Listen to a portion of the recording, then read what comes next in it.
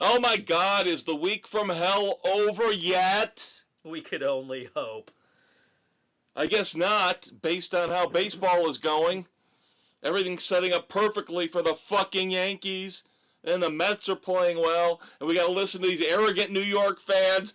I can't take it, Dave. Hey, Dave's here. Woohoo! Dave's here. Hey, kids, guess what? No stupid internet issues this week.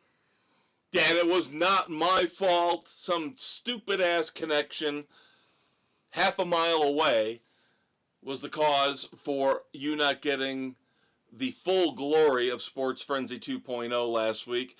Your favorite politically incorrect sports commentary. Yeah, you got that goofy hybrid thing I put together to give you a little taste of both the sports edition and the weekend edition, but now we're back to normal. Huh, if you want to call what we do normal. More normal than anything else out there, for crying out loud. Well, technically, yes, because we're the sanest people we know. We should be running everything. We all know that. This is true. All hail the frenzy. Now, you would think because I opened talking about the Yankees and the Mets, we would start with baseball, but no. No, that is not the rule here in the fall. Football, football, football. We start off with the NFL. Here on October the 2nd, this will drop early, Thursday morning, October the 3rd. We are 4 weeks in. Now bye weeks start in week 5. Things start to get even more interesting. Yes, I put a question mark at the end of that because to me, the first month of the season has been hot garbage. Which we fucking told you would happen because of the lack of starters playing in the preseason. And now we've got all these injuries. Your fantasy football team is probably decimated. And our league is pathetic. Our league, literally 8 teams. Every team is 2-2. Every team in our league is 2-2. What the hell is that? That's a damn good question. Yeah. All right, so now let's get into... And I'm 1-1 when I have players putting up 0 points. Somehow I beat you 2 weeks ago. With Raheed Shaheed putting up goose egg. Kyle Pitts does not show up this last week, and I lose by 2 freaking points. Gah! Yeah, and I should have won this week except for the fact that Rashee Rice got his knee blown out by his quarterback. By his fucking quarterback! All I needed from him was like 12 points, which would have been nothing for him. Yeah. And So now I'm left scrambling, not even just trying to recover from a loss, but now I've got to find my third receiver for the rest of the damn season. I had that all penciled in nice and neat. CeeDee Lamb, Justin Jefferson, Rashee Rice, bye week fill-in, T. Higgins. Oh, implosion. Oh, God. God. All right. Let's look at our teams last week. Probably, I would dare say, the best game the Bears played so far this year. Yes. As they beat the Rams 24-18 at Soldier Field. They actually had a balanced offense. They were not relying on Caleb Williams to do everything. And what he had to do, and he did assume the role like you're implying, more of a game manager, did very well. Yes. He took what the defense was giving him. They didn't try and force pass after pass after pass downfield. You had the little dump-offs, the screens. It worked. And it also helped that DeAndre Swift decided to remember that he's a professional football player. And to run the ball. Yeah. Yeah. And, of course, on one of my other fantasy teams, I dumped him. I dumped him. And after 3 weeks, I couldn't take it anymore with him. I needed the spot, the roster spot. And, of course, boom. Yep. Now he goes off. Lubed up my ass and went right up there for what, 140, 150 total yards? Yeah. So. But yes, that was a nice, balanced performance. I would have given 3 game balls, because we'll talk more about game balls at the end of the show. But I would have given one to the offense, would have given it to DeAndre Swift. Yep. One to the defense, would have given it to Jaquan Brisker. Had an awesome game. He was fantastic. And then would have given one to Torrey Taylor. Now you know why they drafted him in the 3rd round. Yes. He was changing field position throughout the game. I mean, my God, the kick out of bounds at the 4, and then pinning him inside the 10, both late in the game. Unfreaking believable what that kid can do. And he's only going to get better. Yes. So it's kind of nice after the years that we put up with 4, 5, 6 years ago, where we didn't have a punter, didn't have a kicker. Now we've got Cairo Santos. Now we've got Torrey Taylor. Special teams outside of a returner is good. I noticed, by the way, that your boy, Mr. Velus Jones, has been MIA. Yes. And rightly so. He never should have made the opening roster. You should have taken the 4th round pick for him that was out there. Now you ain't getting jack for him. So the Bears, even up at 2-2, with a very, very winnable game this week, which we'll get to in a few minutes. My Buccaneers, impressive win. Now, here's the thing, though. You got to take into account the fact that the Eagles did not have either of their top 2 receivers. No A.J. Brown, no Devonta Smith. That's got to be pretty tough. Yeah. You like that? I like how you did that, yes. Yep. So the Eagles fall to 2-2. The Buccaneers, behind another solid Baker Mayfield performance, move to 3-1. Looking decent. Yes, they've beaten now the Eagles and the Lions this year, and the Saints. Yep. So there you go. And Miami continues to spiral into the cesspool. Your fucking team pissed me off. I wasted an hour and a half of my life before I gave up on that game watching your piece of shit team waste away my life with something that they thought was football that was not football. That wasn't even worthy of a Pee-wee performance from the highlights that I saw. My God, how many players do you have this is supposed to be a halfway decent defense. None of them ever show up to play. And Jalen Phillips, the one guy who was playing, got hurt. Yep, and now he's got to have reconstructive knee surgery. He's done for the season. I mean, that defense is pathetic. They do not play in sync. They just, sleepwalk through the games. It's ridiculous. And I actually had hope because I had picked, as I recall, looking at last week's picks. Did we pick this game? Yes. Yep. I had the Dolphins. You were smart. You took the Titans. Now, I know you didn't foresee your boy Mason Rudolph taking over. No. That would have given me a little bit of pause. But I just knew. But I thought Huntley coming in right off the bat, he needed time to get in sync with everybody. I still thought at home they would have been able to beat the lowly Titans. Nope, not based on what I saw. And that wave was not even close. And it wasn't like Mason Rudolph came out and lit the world on fire. No. He was basically a game manager. Yeah, he did what Levis is unable to do. Have a turnover-free game. Yes, hand the ball off to Tony Pollard. Hand the ball off to Tajay Spears.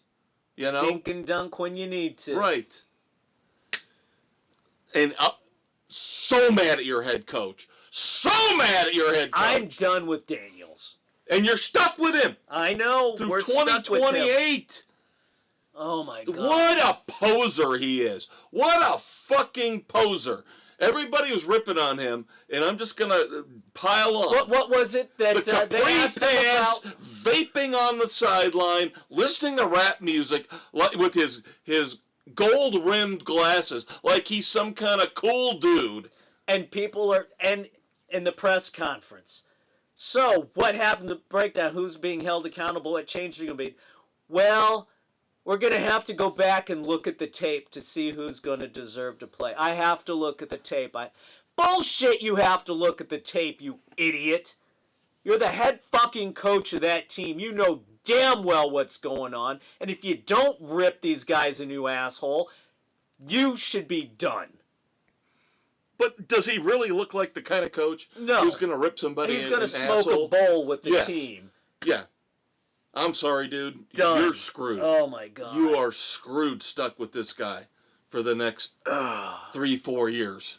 I mean, my God. Before they can conceivably eat the end of the contract and get rid of him. Yeah. No, that team should be playing so much better. You've got but there's nothing arguably there. the best wide receiver tandem in the NFL.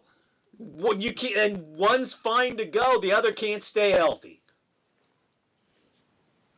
And now we don't have anybody to get him the ball. Maybe Huntley with another week. Yeah, because they're going to stick with Huntley. Which I actually saw. Why the hell didn't they make a move for Rudolph? I saw hope when they announced that Huntley was going to be the starting quarterback. I thought, this guy took over for Lamar Jackson, had success in Baltimore. Fine. I figured 1 week. But they looked so inept. They so did. inept. I don't think they were ready for Huntley to start. I think they were still thinking that Thompson was going to come back for the week. Or Tim Boyle. Or go with Boyle. I don't think they had Huntley prepared, which again is on McDaniel. You want a fun fact? Fun fact? Sure. The Miami Dolphins have not had the lead with time on the clock through the first 4 games of the season. That doesn't surprise me. The only win they've got is a field goal at the end with time expired. Yeah, that doesn't surprise me. They are playing that inept. Ugh. And of course, since we're picking every NFL game this week, the next Dolphins game will of course be on the slate. Yep.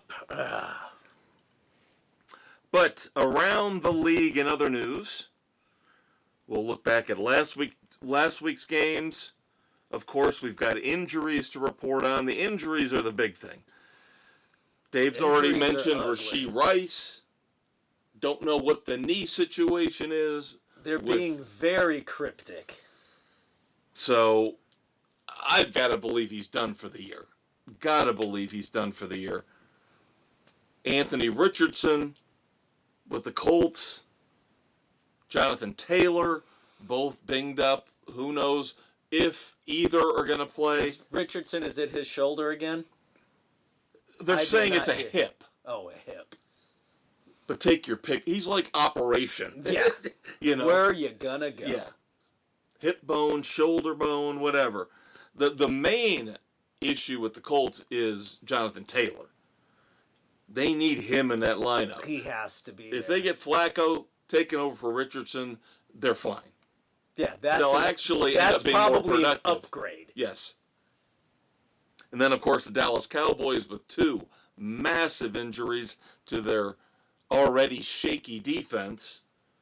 Their 2 best players on defense, DeMarcus Lawrence, goes to IR with a foot issue, a Lisfranc, which is not good. No. And then Micah Parsons has an ankle sprain. Not going to IR, but does not look like he's going to play this week against the Pittsburgh Steelers. And those are just the big names. Yeah, they've got some issues. We've got Von Miller of the Broncos. We saw this coming. Well, not of the Broncos, sorry, of the Bills. No, the Bills. Yes. Suspended 4 games for the domestic violence clause that the NFL has. Yep, an alleged assault on his pregnant girlfriend late in 2023. So once again, Von Miller of the Bills. Sorry, I'm remembering his glory days back when he won a Super Bowl ring with the Broncos. Before he had to take PEDs in the off season and had roid rage. But this does Just not speculating. This does not help the Just Bills in any way, speculating. shape, or form. No, it does not. As they come reeling off a loss, a big loss, to the Ravens. So we might as well jump into last week's games. Now, we talked about the Bears beating the Rams. We talked about the Buccaneers beating the Eagles. We talked about The your Titans Dolphins beating the Dolphins. Yeah, 31-12 there. Falcons on a last-second Younghoe Koo field goal beat the Saints. I don't know. I'm not overly impressed with the Falcons. This is not the team I expected to see after. What the hell is Cousins doing going for all the marbles on that last play instead of trying to just get 10 or 15 yards to make that an easier field goal attempt? He's a veteran, for crying out loud. Yeah, this is such a weird year where now we're seeing tight ends are basically worthless, but kickers have become valuable like gold because they're all hitting these kicks from 55, 58, 59 yards. 60 plus. Yeah. So I guess that's the mentality now, is don't worry about it. Go for the touchdown. The cycle is shifting back to power football, running game, and if you got a shot to go deep, you take it once in a while, but nobody's lighting the scoreboards up. Nope. So the Falcons even up at 2-2 while the Saints dropped to 2-2. The impressive Minnesota Vikings. Their run continues.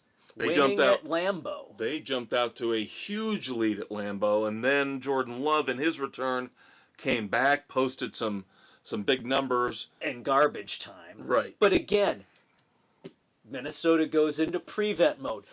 Stop prevent. Continue to play to win. Do not get lackadaisical. You are one fuck up away from having that game turned on its head after you were destroying them. Absolutely agree. Yeah. 31-29 final is not indicative of how the game went. Yeah. The Vikings literally blew the Packers' doors off. The offense went into a shell, and I hate that. Go for the throat. Go for the jugular. Especially at Lambeau, damn it. The Raiders somehow managed in a battle of ineptitude to beat the Browns 20-16. The Ravens destroy the Buffalo Bills. Yeah, that wasn't even close. 35-10. Eesh. I had a feeling the Ravens were going to come back mean and nasty after starting off 0-2. So now we better watch out.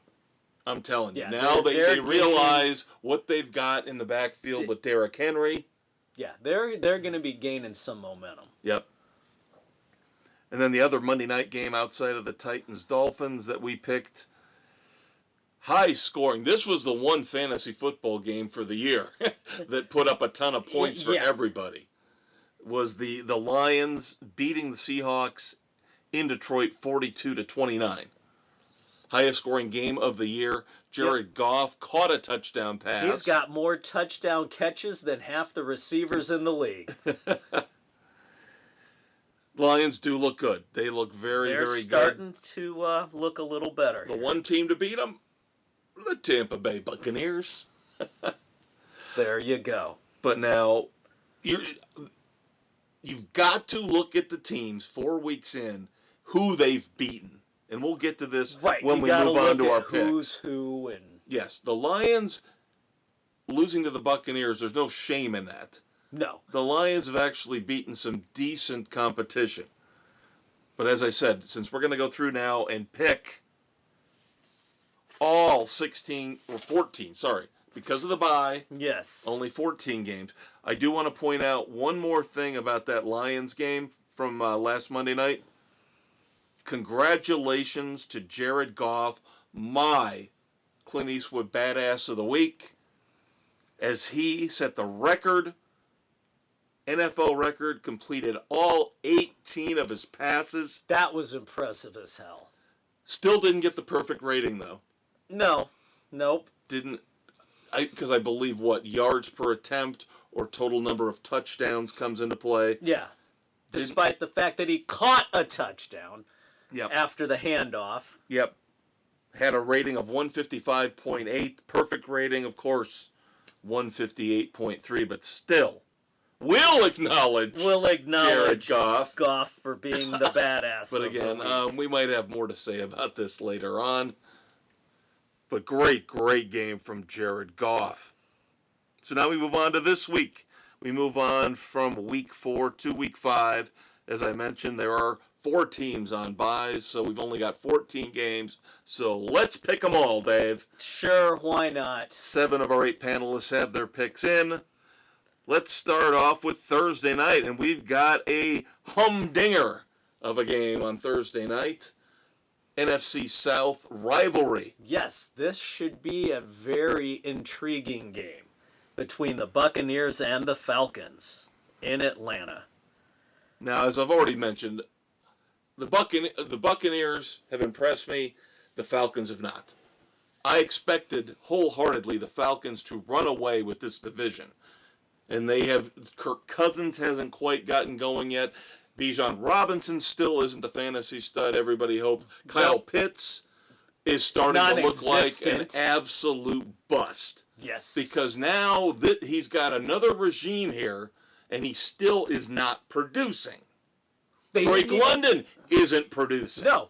They've got 2 receivers who I was expecting to do something with Cousins being down there that are a joke. Maybe, I'm hoping that after last week's scare, having to come back, that maybe they'll finally figure it out in a bounce back. That's what I'm hoping for. So guess what that means, the Buccaneers are due for a stumble. A stumble. Yeah, all right. You say that. I'll admit I'm a little worried about this game, but I'm going to go with the better team as of right now, which is the Buccaneers. So me and Bill and Doug are taking Tampa Bay. Dave, Sam, Nick, and Aaron take the Falcons. Yep, which about makes sense since we're all at the bottom of the barrel.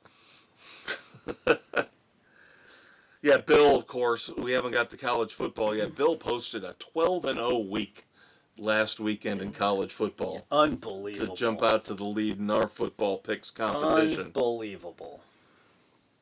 So now we move on to Sunday, October the 6th. We've got Sunday morning football. Yep, across the pond. Ugh.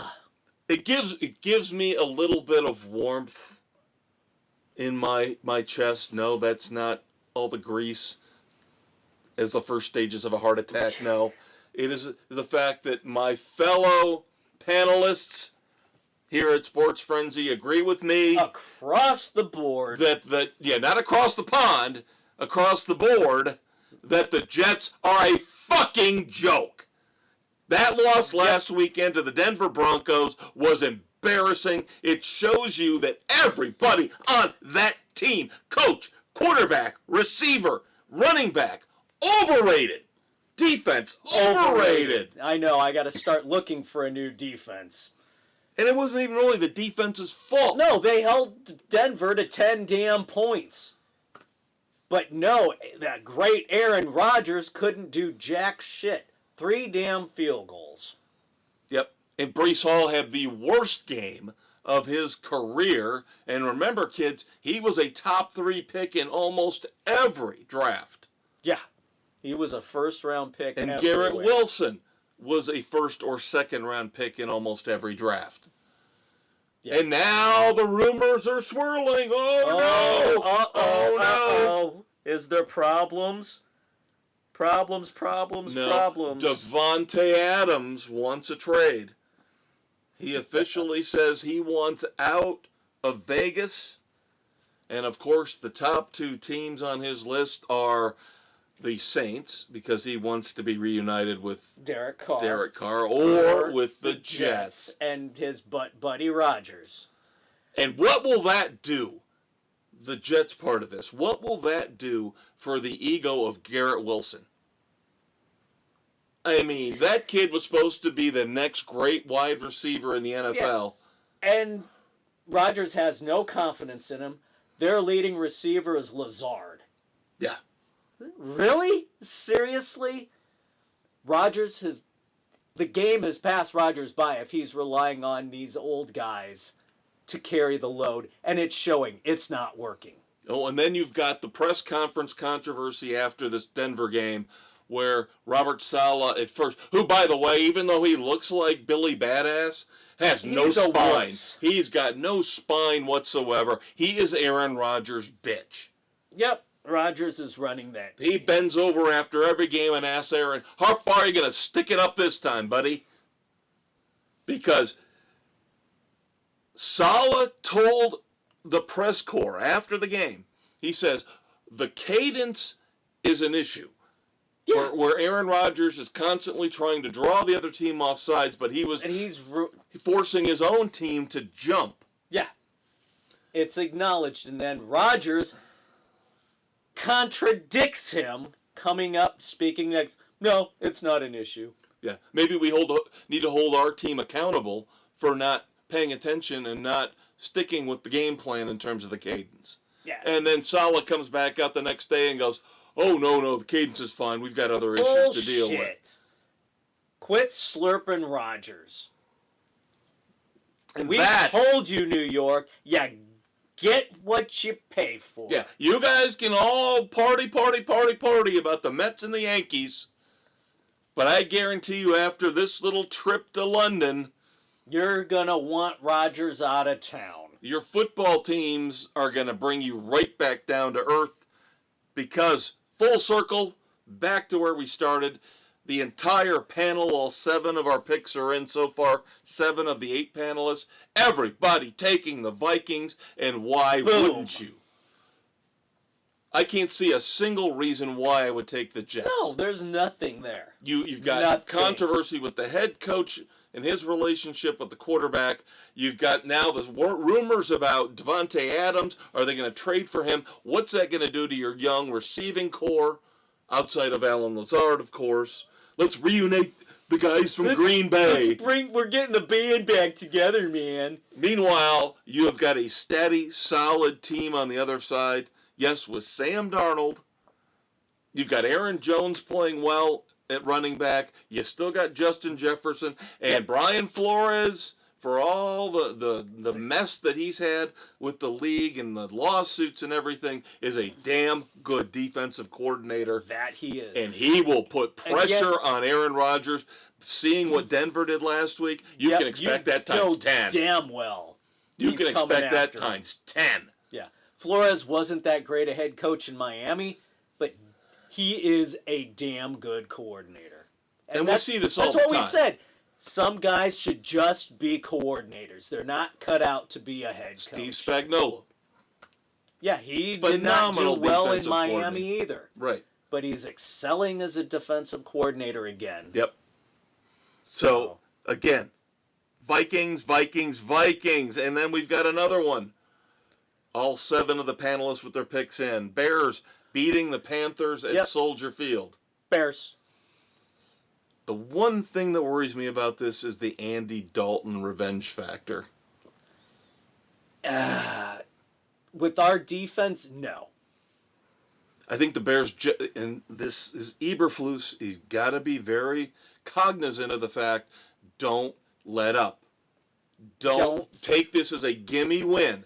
Do not take this as a gimme win. You've seen it happen before. This is not Bryce Young. Andy Dalton is a competent quarterback. Everybody on that Panthers team is starting to play better now with Dalton there. Chuba Hubbard at running back, better. Deontay Johnson at receiver, better. A lot of guys elevating their game. So the Bears defense has got to stand tall. Stay focused. This is a must-win game. It's a very winnable game. The second half of the season is a brutal schedule for the Bears. They have got to get out here, get out to 5-3, 6-4 before things get really difficult. Yep, and hopefully they continue to improve and gel. All right. And it just keeps on rolling here. Ravens at the Bengals. Ravens are rolling. Bengals are still scuffling. Everybody's taking the Ravens. I will say this, though. There are a couple games on this schedule that I would not be shocked that we went all across the board on. That we For a loss, this could be one of them. This is do or die time for the Bengals. It is. Now, the Ravens are playing so well the last couple weeks. Obvious pick. You got to go with the Ravens. But if somehow that Bengals offense starts firing on all cylinders, they start using T. Higgins. They've got the 2 running backs now. Of course, Jamar Chase is Jamar Chase. If they can somehow hold Derrick Henry somewhat in check, this is a home game for the Bengals. Yeah, this is almost a must-win for the Bengals. If the Bengals do not win this game, they're done. Yeah. They're done. And does that mean the end for Zach Taylor? Does that mean the potentially, end? Because what was it? How many years in a row now have they gotten off to horrible starts? Oh, every year. Buried themselves every year. Yeah. Every damn year. Every year. 0-4, 1-5. Well, they've at least lost the first 2 games. Yeah. And started off in an 0-2 hole. So that's got to end. Yep. So Ravens for all of us. Here we go. Here's the time. Here's the shit show game of the week. I mentioned we're picking all the games, so you're going to get the bad with the good. This is the awful game. Dolphins at the Patriots. I can't believe you. I am saying this is Huntley. I can't believe you. I am saying this is the Huntley game. This is he's in now. This is the last time I am picking the Dolphins if they don't win. But it's fucking New England. And they still don't know what they're doing at running back right now. I know. I read that and I was blown away. They've got issues. That Gerard Mayo's talking about possibly moving Antonio Gibson up to be the starting running back ahead of Ramondre Stevenson. Plus their center is out for the year. Yeah. So, sounds like the guy they've got as a backup's pretty solid. Would be nice to have a nice backup center, let alone a good starting center, wouldn't it, Dave? Oh, it would be lovely, but you know, when you have your backup center lining up at fullback. Of course, we're digressing, talking about the Bears. Yes, Homer boy Dave, despite us ripping on the Dolphins for 10 minutes earlier, is taking Miami. It's still the fucking Patriots. In the Northeast at Gillette Stadium. He is joined by Sam and Doug. Whereas the sane ones on the panel, that would be me and Bill and Nick and Aaron, are taking the Patriots because even if it's Jacoby Brissett, it doesn't matter which of the 2 running backs they use. The Dolphins look so bad and they're on a short week to boot. There you go. This is the one lock of the week. It's got to be, doesn't it? This, I would imagine, has to be the Stone Cold lock of the week. Browns at the Commanders. Dan Quinn, Jaden Daniels look like a match made in heaven. They've got that team rolling. It only took them a couple weeks. Yeah, that was an ideal situation for Daniels to fall into. A solid coach. They actually have an offensive line in place. This is the place where Devontae Adams wants to go. This is where he should want to go. He should want to, yes. Because they've got Terry McLaurin and nobody else. Yeah, he would be de facto number 1. He would jump the Commanders up right away into Super Bowl contention. Absolutely. Based on how Daniels is playing, like you said, Dan Quinn is an underrated head coach. He got to a Super Bowl. Yes, he choked it away. But it was a learning experience. Yes. Commanders across the board. The Browns are pathetic. Yep. Maybe Kevin Stefanski could be coaching the Bears in 2025. Oh, God. I would take him over Eberflus. The Browns are just a train wreck. You know who I'm thinking of, though? Who put his name out there this past week. You know who I'm thinking of? My man Chucky. wanting to come John back. Gruden wants back in.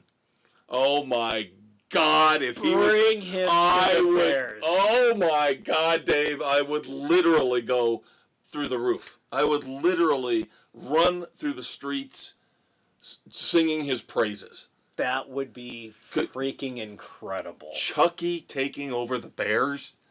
Oh my God! Oh my God! I'm getting all tingly just thinking about it. A young quarterback, he could rework that line. Yep. That would be interesting. But the Bears would never do it. No. But we digress.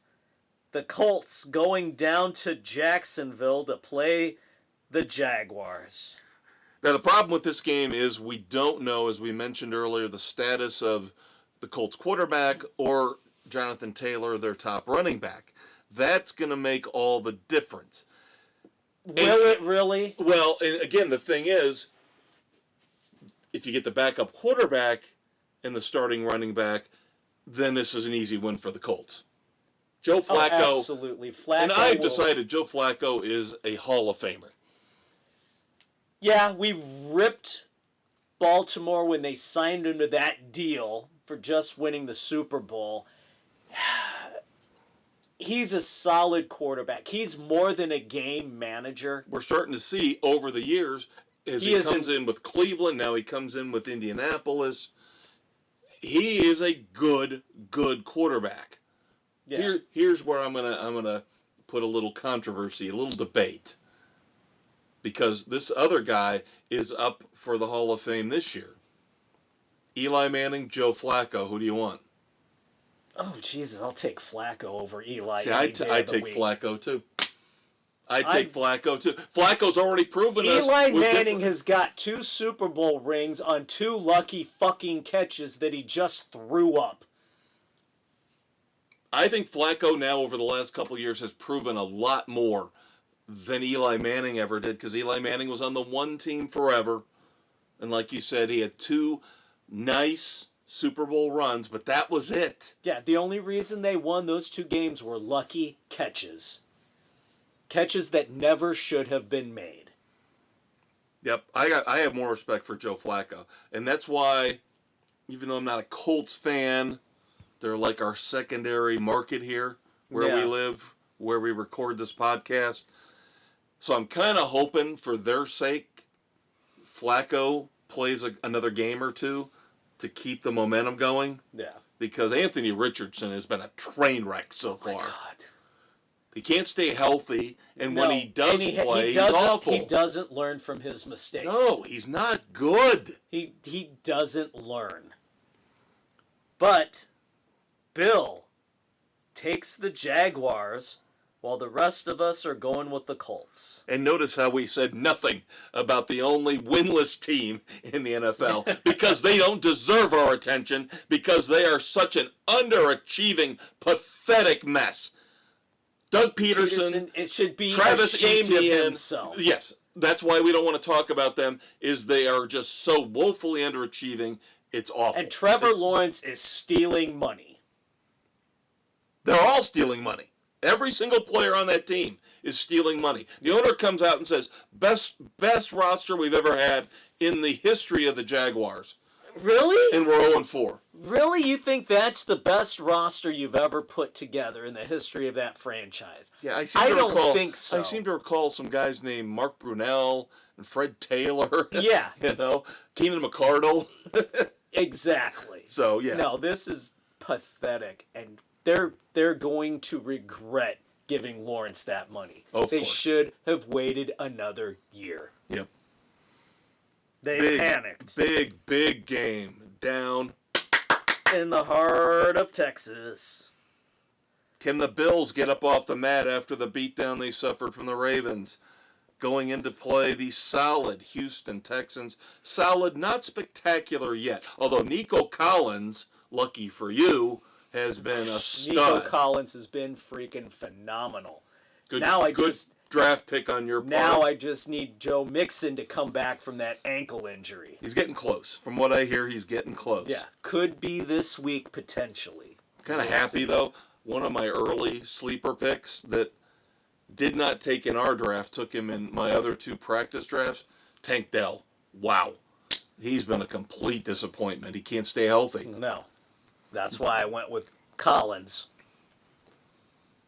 The problem I have right now with the Bills is the Ravens exposed their flaws. They don't have that home run hitter, wide receiver. Another place, by the way, Devontae Adams should go.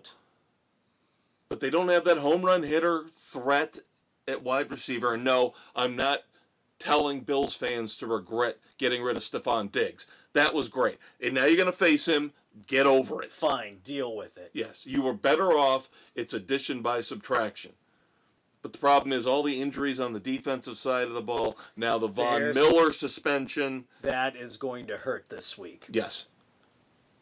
I like the Texans in this game. Not big, but 7 to 10 points. Yep, but we have Bill and Aaron, and I can guarantee Mrs. C will take the Bills with them. But the rest of us take the Texans. Oh, boy. This is another gimme. The hot mess Raiders. They won for us last week, though. They did. Somehow did. Going to Denver to take on the Broncos. Wow. Of the 7, Broncos across the board. Sean Payton will not let this team, even with a rookie quarterback, he will not let them rest on their laurels after the big win against the Jets. Yeah, 1 point win. He's going to work them hard. Yes. Nobody's saying this is a playoff team. No. But Sean Payton, he's building something. He gets so much shit for being arrogant. Oh, he's only won 1 Super Bowl. Oh, that's more than you've got, asshole. Exactly. All the people in the press criticizing him. Yeah, but he got there and won it. So there you go. And for once, he's going to get an ownership group behind him that is going to give him all the time in the world, knowing the mess they've had to clean up from the Russell Wilson debacle. Yeah. You are rebuilding that team from the inept way that Elway ran it. And the whole farce with Wilson. They're behind on salary cap because of the Wilson thing. Yep, the black hole that Wilson created in their salary cap, I give kudos beyond belief. They should be 0-4, not Jacksonville. Yeah. And the fact that they're 2-2 and probably going to be 3-2 here after playing the Raiders is very impressive. That speaks to Peyton's coaching abilities. Yep. All right. Cardinals at the Niners. Now, a couple weeks ago, we would have said this looked like a big time marquee matchup in the NFC West. The Cardinals had been playing well. Now they've fallen apart again. Yeah, what the hell happened to them? They cannot be consistent. They're back to what we've seen in the past. The first 2 weeks, they looked phenomenal, barely losing in Buffalo, and then a huge win in week 2, and then ever since then... Yeah. Is it Kyler Murray? Is it the coach? Combination, we don't know. But what we do know is all 7 of us have the Niners across the board. This one, well, doesn't shock me, but Packers going out to the West Coast to play the Rams, it's not like playing the Bears is like it used to be 30 or 40 years ago, where you played the Bears and you came back bruised and bloodied and beat up. Yeah, this isn't an Aaron Donald-led defense out in L.A. And you're still missing Cooper Kupp. You're still missing Puka Nacua. Matt Stafford is just screwed right now. Yeah, he's going to have to fight his way through this season. Yeah, this is just a bad Rams team. Yes, even though they have a great coach. Sean McVay is a great coach. But he's got no personnel to work with right now.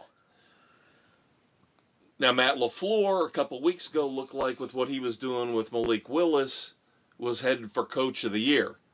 And then, of course, last week, boom, hit the roadblock of the Minnesota Vikings. Jordan Love, first game back, shaking the rust off, still put up great fantasy numbers in garbage time. I think with another week of practice, he's going to be right back to it. Yeah, I think the Packers win easily, and that's another And one. I have to give the Flower credit. He is turning out to be a damn good coach. He is. He is. He is. I'd say he's one of the top 6 or 7 right now Yeah. in the league. So Packers across the board for everybody. No love for the Rams. Another one across the board. I base this more on watching the Monday night game. The Seahawks are for real. Now, they got beat by the Lions in Detroit, but they played hard. That was a decent game. They put in a great effort. They look like they're well coached. Yeah, the Giants are not. Although the Giants did look better. They've got an extra couple days of rest after the Thursday night game against the Cowboys. Yeah, but the Cowboys are not that impressive. Oh, we're getting to them in a second. So. We're getting to them in a second. But, yeah, everybody, I think, realizes the Seahawks are the better team, especially at home. Yep. Seahawks across the board beating the Giants. Now we get to... Now it gets fun. Sunday night. Cowboys at the Steelers. Your 70s stalwarts for the Super Bowl. Oh my God, what a time that was. Staubach versus Bradshaw, Drew Pearson, Lynn Swann, Golden Richards. The Steel Curtain. John Stallworth, yep. So. Phenomenal memories. Not quite the same. No, this is far, far from it. We mentioned the massive injuries the Cowboys have on the defensive side.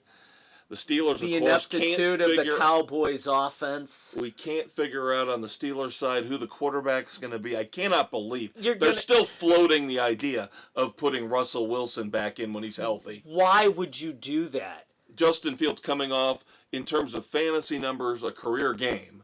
Yeah. Even though Fields they're lost. is managing that team well. He's starting to find himself.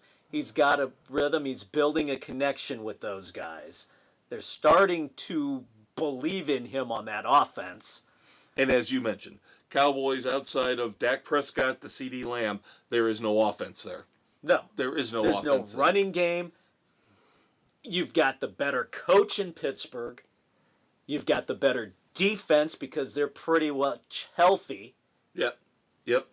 So. Yeah. So you and I agree. Bill's with us, and so is Aaron.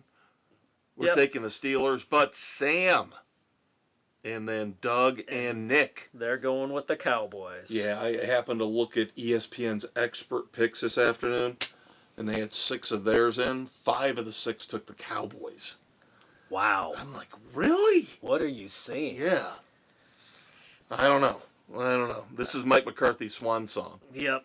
Then we get to Monday night, the final game on our slate, October the 7th.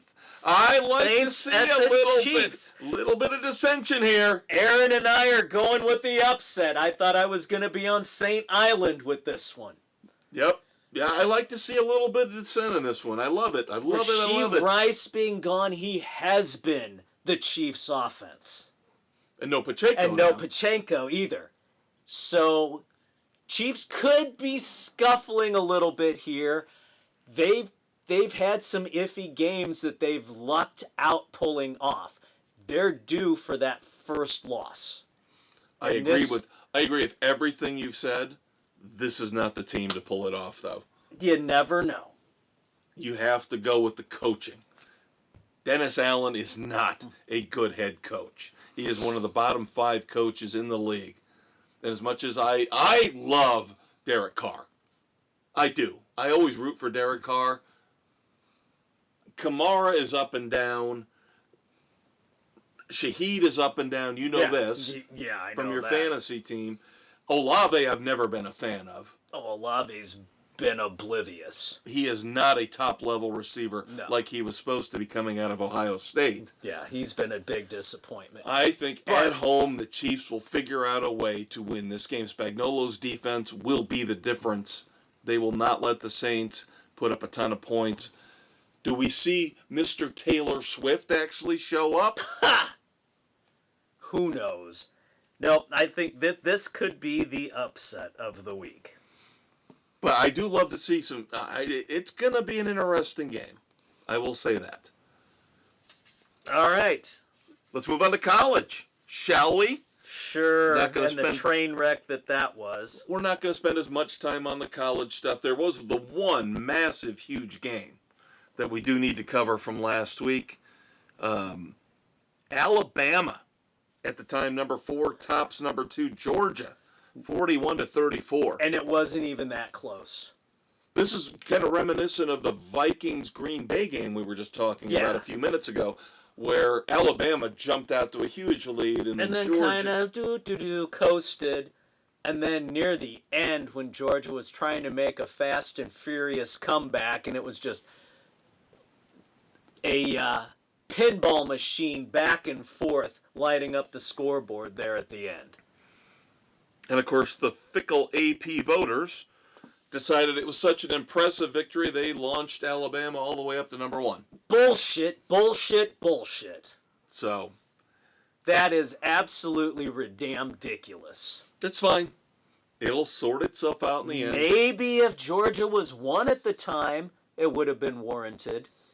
But they'd already knocked them out because they thought Texas was more impressive. And I still like Texas more than I do Bama. I can see that.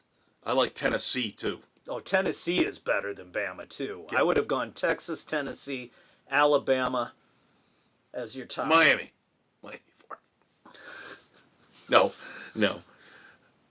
Let's talk, before we get to the local team, let's talk about the Miami Hurricanes, because I watched that entire, and it turned out exactly like I thought it would. Miami cannot play Virginia Tech without it basically giving me a heart attack. Yeah, that's their Achilles. Barely escaping. Now, I will say this, and I'm not saying this as a homer. I am not saying this as a Miami fan. Now, Miami deservedly dropped a spot in the polls because the defense was very unimpressive. The offense, great, as usual. Cam Ward had a couple turnovers I didn't like, but the whole thing boiled down to a last-second Hail Mary. Now, Miami ends up winning 38-34, but if you watch... How... He did not have possession of that ball. No. He did not. They never should have made that call on the field. They is the problem. have. And that's the one thing I get... Sorry. I don't want to cut you off. Okay, go ahead. You look at the one replay, you could see the ball being bobbled. Uh-huh. That was it right there. But this whole explanation of somebody being out of bounds, that was a farce. Well, the one thing that it's not just this game. You hear it all the time when it comes down to these last-second calls, and then they go up to the booth, whether it's the pros, whether it's the college ranks. The thing that I hate, and this is a perfect example, this game. Well, if they called it this way on the field and there's not irrefutable evidence, it has to stay that way. Bullshit! Because I can't stand... But if it had been called the other way, it would have stood too. That's bullshit! That's a bullshit cop-out excuse. It is. You can't say that. Completely.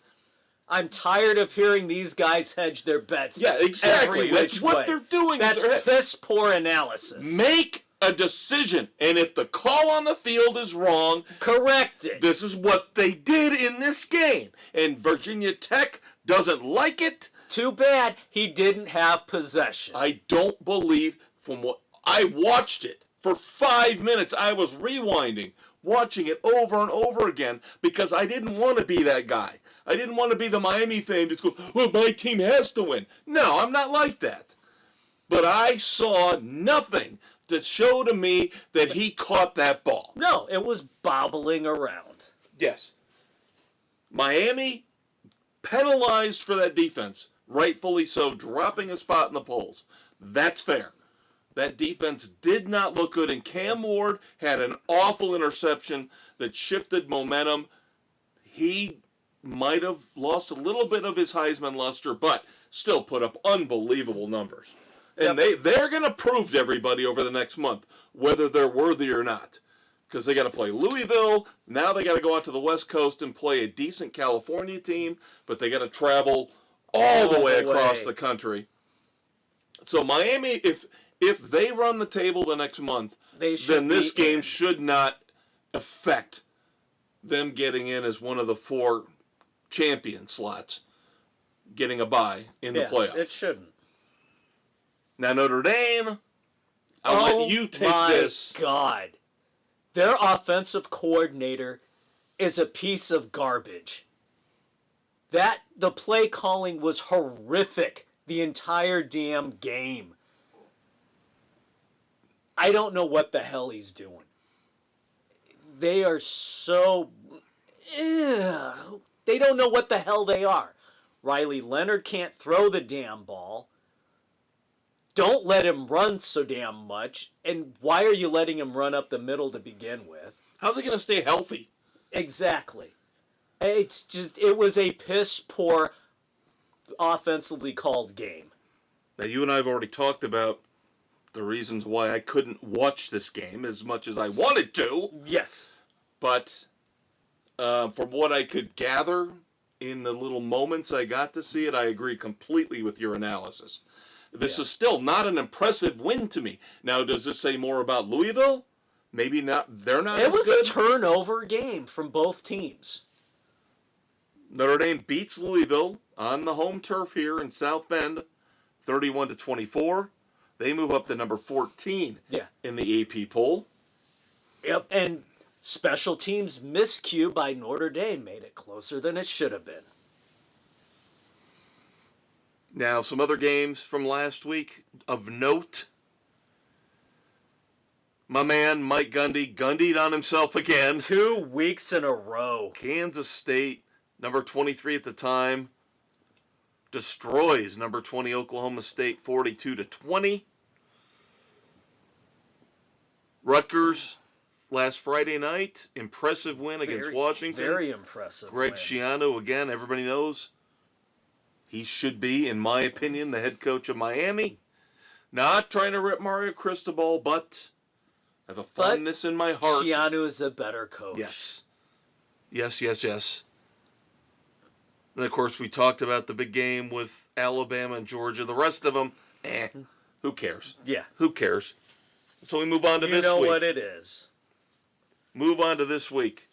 In our picks, we got 9 games on the slate this week. Not a lot of big games. Nope.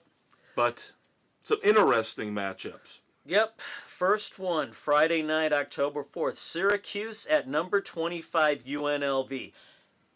UNLV impressed me with their backup quarterback. Yes, and this is a topic That's why I did not take UNLV last week.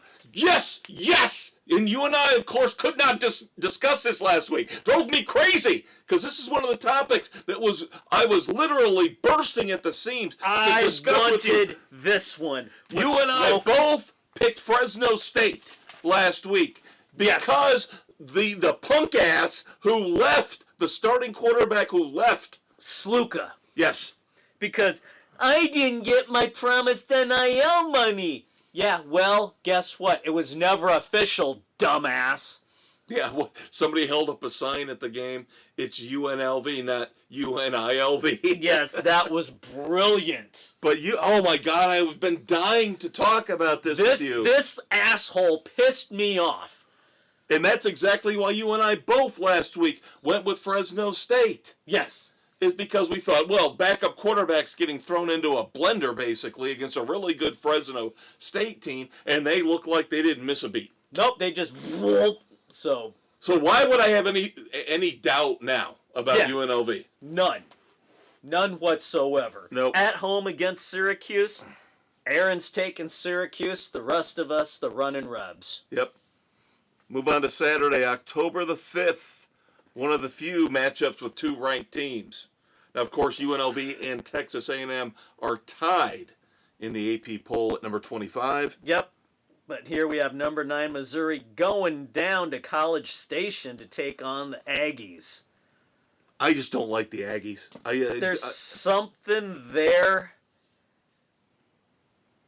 Nick and I think they can do it. I thought I was going to be on Aggie Island here. Nope. You and Nick got the Aggies. Everybody else takes Missouri. I don't think it's going to be a blowout. I think it'll be a close game. It's going to be a field goal game. Yeah.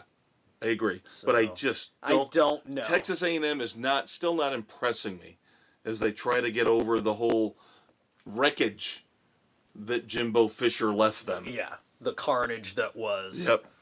Missouri's an intriguing team, but they have one of those flop games. They do. I will completely agree with you on that. I don't think it's going to be this one, though. So I thought on the road, this could be it. I thought I was going to be Island Boy here. This was my huge, awesome, big, massive upset pick of the week. SMU at number 22, Louisville. I just went on a rant talking about how I was not impressed with either Notre Dame or Louisville in their matchup. So why would I pick Louisville now as Notre Dame smartly schedules a bye week after the Louisville game? Louisville goes right back to home and gets set for a tough game with SMU, who, by the way, has only lost one game to BYU by 3 points. There's something there with SMU. They could be good. I flirted with this one, but I thought Louisville on the bounce back at home. And I thought I was going to be on Island, and then Doug at the last minute jumped in and said, "No, Kev, we're going to share that coconut." This was a tough one to pick. Yeah, even though it's a 7-point spread, I'm telling you, it's going to be closer than that. That point spread is bad. It's not a good point spread. Nope. All right. Boston College going to play Virginia. What are we seeing that nobody else is? Bill O'Brien, Boston College has played extremely solid this year. Really well. Virginia's Virginia. They're just But it's just you and me and Aaron. Yeah, taking the Eagles. The others are going with the Cavaliers. Yeah, I don't get that. I'm sorry, I don't. All right. West Virginia going to Oklahoma State to take on our boy Gundy's guys. All right, let me explain this to you. Now, it's been 2 weeks that Mike Gundy has Gundied all over himself. So what those are his two losses. He's going to get a nice, warm, wet washcloth, clean all the Gundy off, all the dried, caked on the nasty Gundy. All that nasty, sticky Gundy. He's going to wash it all off, and now, like you said, they're going to be fine from here on out. Yep, and it starts here. West Virginia, the Mountaineers are going to get cowboyed. Although we have one dissenter. Doug thinks that West Virginia's going to take this one to make it 3 straight losses. If he loses this... I do not remember the last time Gundy has lost 3 straight. Yeah, and if he loses this one and goes, like you said, 3 in a row, then there's going to be some rumblings. There's going to be some rumblings down there to get rid of him. But I don't see it happening. No. Wow. Island boy. Rutgers at Nebraska. I'm on Shianu Island. You know, I want to go there. You know, I love vacationing on Shiano Island. I would love to build property on Shiano Island. But Nebraska's got some better players, but it's still Matt Rule. Well, and I actually think Matt Rule is where he needs to be right now. But Shianu's the better coach at the college level. He is, but I don't know if the gap's as big as you think it is. Matt Rule is a very good college coach. He's got the better players. He's playing at home. It'll be a field goal game. Nebraska He's going to rule himself. I'm secretly rooting for your pick on this one. I am. You know I am. This was tough. I had to go Rutgers. I like the way they're playing. Nebraska's kind of... If they wouldn't have blown it with Illinois, and then the close game they just had. Yeah, I agree with you. The last couple weeks, they last couple have not games, looked that solid. I love how they bitch slapped Deion Sanders. Oh, that goes without saying. So I mean, he gets a little bit more credit in my book for that. I'm just looking at the performance the last couple weeks. I know, and I understand. I completely get it. And again, I'm secretly hoping your Rutgers Island pick works, but the rest of us are taking Nebraska. Yep. Number 10, Michigan at Washington. I know Washington just got a beat down By Rutgers. by Rutgers. I don't like Michigan. I agree with you, but I like Washington less. I like Washington on the road. less. I don't know if Michigan. They are living and dying.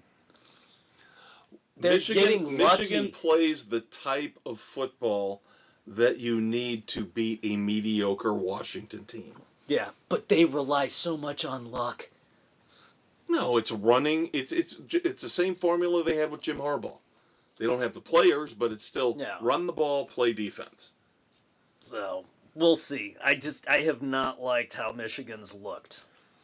Well, Bill's with you. You and Bill are taking Washington. The rest of us taking Michigan. All right. UCF at Florida. You just hate Florida. Florida is trash. They are trash. You hate Billy Napier. You hate Florida.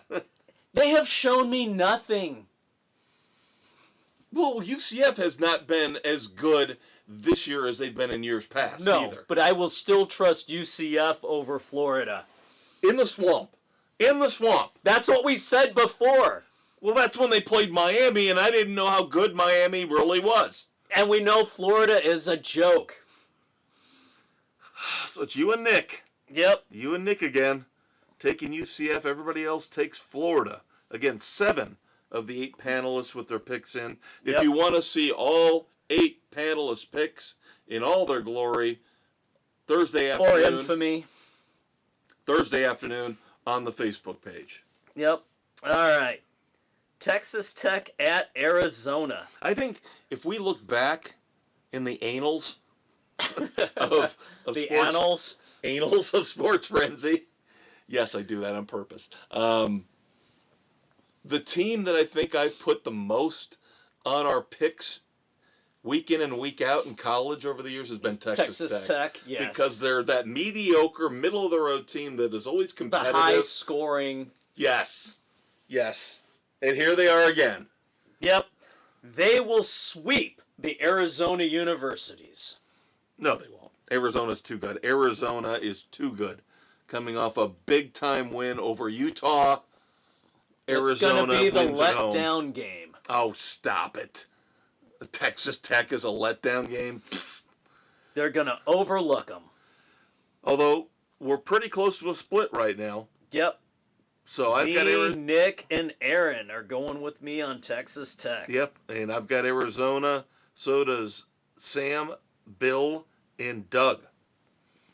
So there you go, kids. There is all of your football. Well, let's hit one more headline before we wrap up football, because this is pretty important. We've got this constant push and pull, this struggle that's been going on the last couple weeks. Another one of these topics that I wanted to bring up with you, and I didn't really delve into last week, is the fight between the Mountain West and the Pac-12.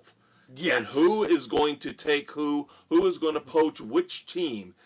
As it currently stands, both the Pac-12 and the Mountain West are now officially one full-time member short of being able to qualify as a legitimate conference. Yes. Now, the latest news is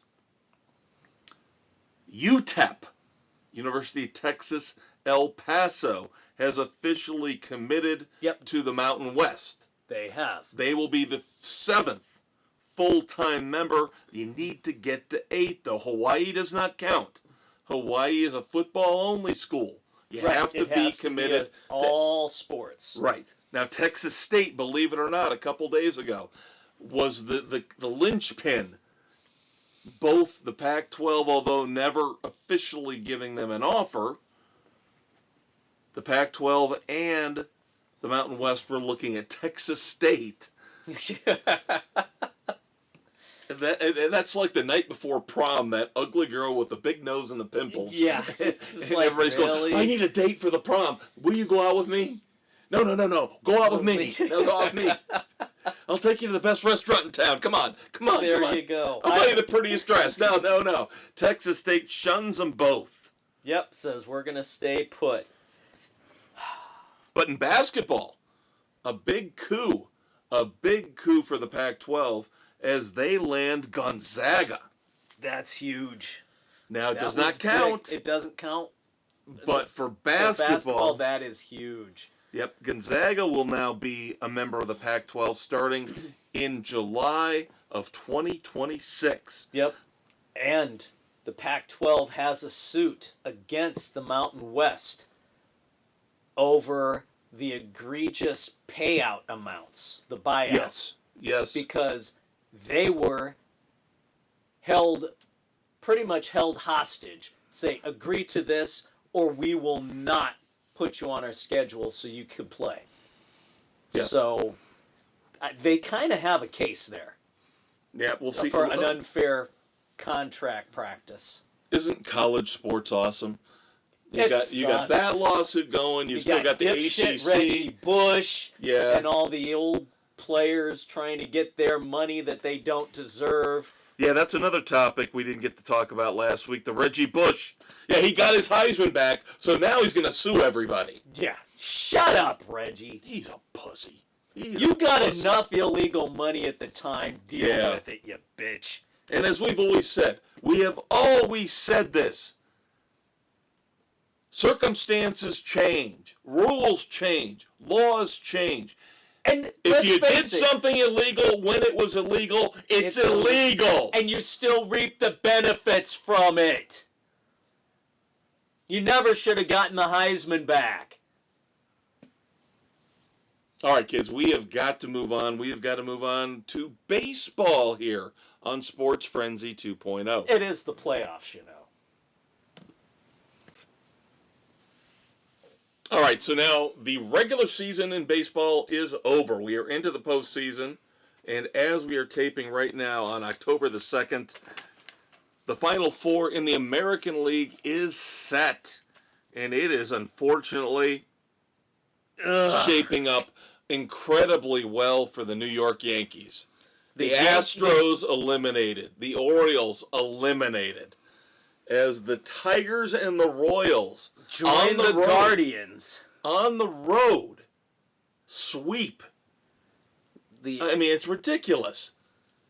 Tigers beat the Astros 2 games in a row. Tigers. I mean, come on. Coming from where they were a couple months ago, and I know Mets fans are going to say the same thing. Oh my God, we were buried and left for dead, and look, so were the Tigers. The Tigers traded their top pitchers. Yes, Flaherty. Now, wouldn't that be funny if the Tigers meet the Dodgers in the World Series, and Flaherty's pitching for the Dodgers? Yeah, but the Tigers made plenty of moves to just bail on the season, and then all of a sudden it all came together for him. A.J. Hinch put together a solid run with what he had. And it doesn't hurt that you've got the best pitcher in baseball. Right. We'll talk about that in a couple minutes, by the way, with one of your favorite players, I'm very, on top of your football coach at Miami, I'm very pissed off at one of your former favorite players for the White Sox. So yes, the Astros swept at home by the Tigers. The Orioles swept at home by the Royals. How the fuck are the Royals doing anything?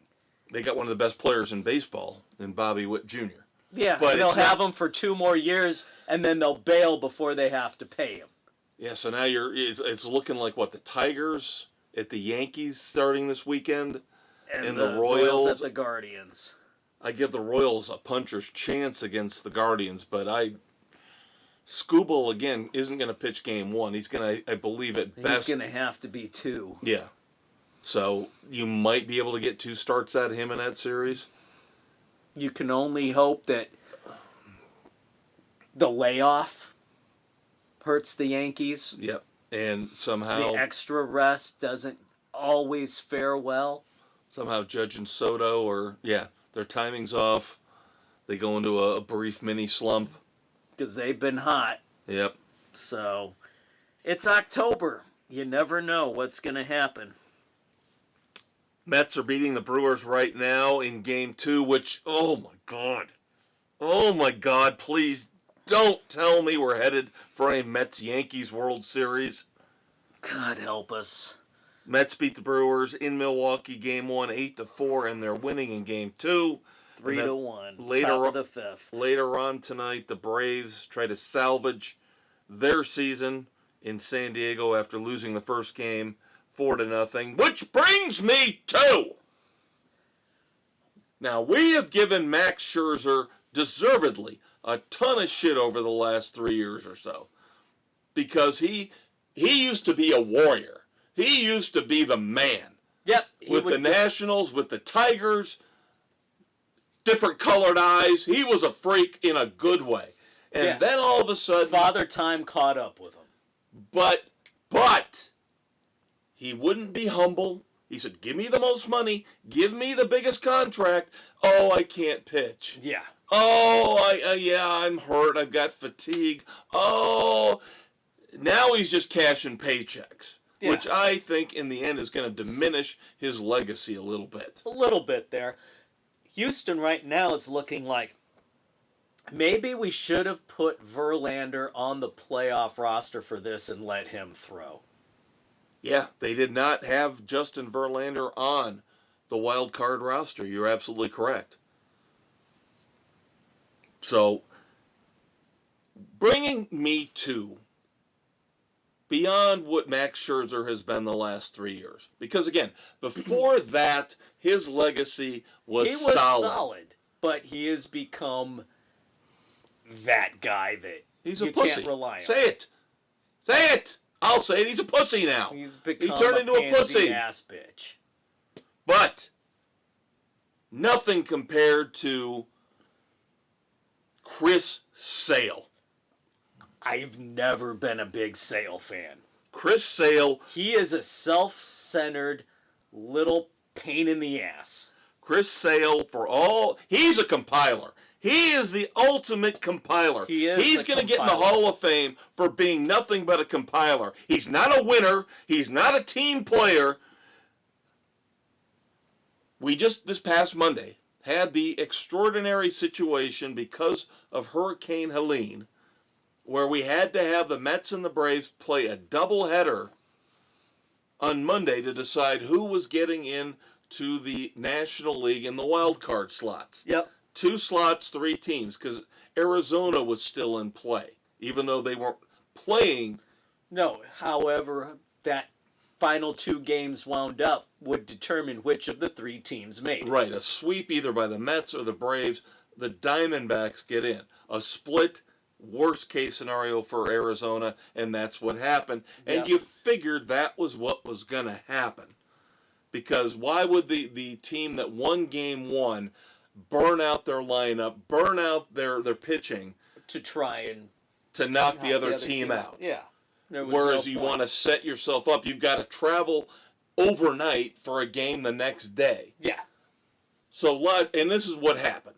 This is basically what happened. Mets in a wild game won the first game, and then the Braves came back, won Game 2. But why I talk about Chris Sale is because Chris Sale was supposed to start Game 2 in a must-win situation for the Braves. Oh, my back! Oh, my back hurts! I can't pitch! I can't pitch. Now, I thought initially when I heard this was a very sneaky, brilliant move on the part of Snedeker. To set up for the wild card? Saying, we're going to put a kid out there, and the rest of you fucknuts better score some runs, because there's no point in burning up Chris Sale and then going out to the West Coast and having no pitching. Yeah. Because we're going to get tattooed by that lineup. That's what I initially thought. Then, it turns out Chris Sale, oh, my back! I can't pitch at all in the wild card. So he basically fucked the Braves. He's going to get the NL Cy Young, and he just fucked his team over. It would not shock me. It would not shock me if they get swept by the Padres tonight. And thanks a lot, Chris Sale, for not showing up. But, of course, everybody's going to look at Chris Sale ends up this year being the second player in history winning the strikeout title 3 times for 3 different teams. Yeah, but where is he when it really counts? Trivia question for you, though. So Chris Sale will win the strikeout title this year for the Braves. In the past, won it for the Red Sox and the White Sox. Who's the other player who won 3 strikeout titles with 3 different teams? Was it Scherzer? No. Not a bad guess, by the way. Very good guess. No. Honestly, when you think of a strikeout pitcher, who comes to mind? Go back to when we were kids. Who was the strikeout man when we were in the 70s and the 80s? Ryan? Yes. Nolan Ryan. Anaheim, Houston, Rangers. There you go. Yep. Another little historic tidbit, now that we've covered the playoffs and where they stand right now. Ryan never took the time off. He pitched through everything. He was a warrior. He was a fucking warrior. And we'll talk about another baseball warrior later on. Yes, closer to the end of we the will. show. A guy who I personally love, who I would love to have on my team, because I don't know if we have the updated numbers of our 300 hitters. Of course we do. Luis Arias becomes the first player in history to win 3 straight batting titles with 3 different teams. Yep. But, digging a little bit deeper, how many 300 hitters overall, Dave, in both leagues did we end up having? 7. I heard somebody bring this up the other day. And again, I like to poach numbers from other people, so I'm not taking credit. Again, we're going to reference the 70s later on when we talk about a specific fantastic all-time great player. But somebody else kind of jumped on the bandwagon here with what we're doing, looking at the 300 hitters. Uh-huh. Mentioned a specific year in the mid-70s, 30 players. 30 players over 300. 30 players over 300. The times they have changed. Not for the better. No, for the worst. And they went Analytic into it a little bit more, and they said because back in that era, you were told to make contact, hit them where they're not. Yep. And now everybody's being taught to swing with an uppercut and launch Swing it for the fences. Yep. Swing for the... No. Give me the guy who will hit 330 every time. Yep. Yes, that's the sad thing. You want the guys on base for your couple of power hitters. Yeah. You don't want everybody in the lineup to be a power hitter. You just don't. No, and then you have the rare guys who hit for power and average. Aaron Judge. Frank Thomas. Yep. But they have become so few and far between now. Yeah. It's either or. And it's frustrating. The guys who hit for percentage, like Luis Arias, are just rare commodities. Rare commodities. Yeah, it's sad. But nope. Witt wins the batting title in the AL with a 332, dropped from his 335 last week. Then Guerrero, then Judge, Arias, and Ohtani are your top 5. Yep. We saw the final A's game in Oakland on September the 26th. Of course, the A's have been in Oakland since 1968. Hey! How do you figure this? A sellout crowd? Gee. Why didn't you show up for all the other goddamn games? See, Losers. This makes me mad. And you know, they whine and they bitch and they moan in Oakland the freaking A's have been in Oakland since 1968, and they've always played in the Coliseum. I believe so. I'm Why not going to say the hell? 100%. But Why has they had never gotten a true baseball stadium in the Bay Area for them? I don't know, but it's pathetic that you guys show up for the last game. 46,889 show up for the last game. Just so you have the ticket. This is the kind of bullshit you're going to see in Tampa.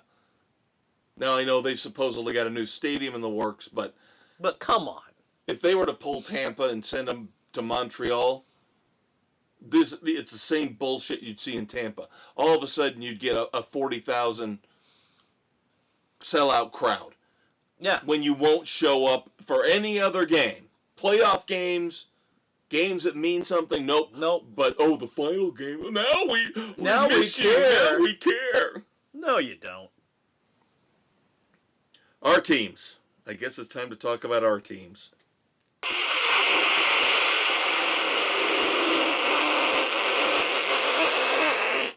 That is a long, long horn of disgrace from the Conquistador. So that must mean we're going to start with the White Sox. 41 and 161. 161? 121. Or, no, sorry, 121. Yes, my mistake. You're thinking 162 games. Yes, 41 and 121. Worst season in history. No, outside of the Cleveland Spiders. Now, I tried to help you out here. Being the great friend that I am, I dug up a couple numbers. Winning percentages? The White Sox modern era record for losses. Yes, we acknowledge that. 121. Only the 5th worst winning percentage ever at 253. And in terms of run differential, they were a minus 306. But believe it or not, that is only the 16th worst in the modern era. And actually, last year's A's team was had a worse run differential. Yes.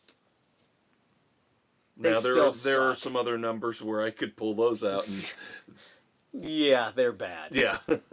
Yeah. Basically, I was looking this for and against.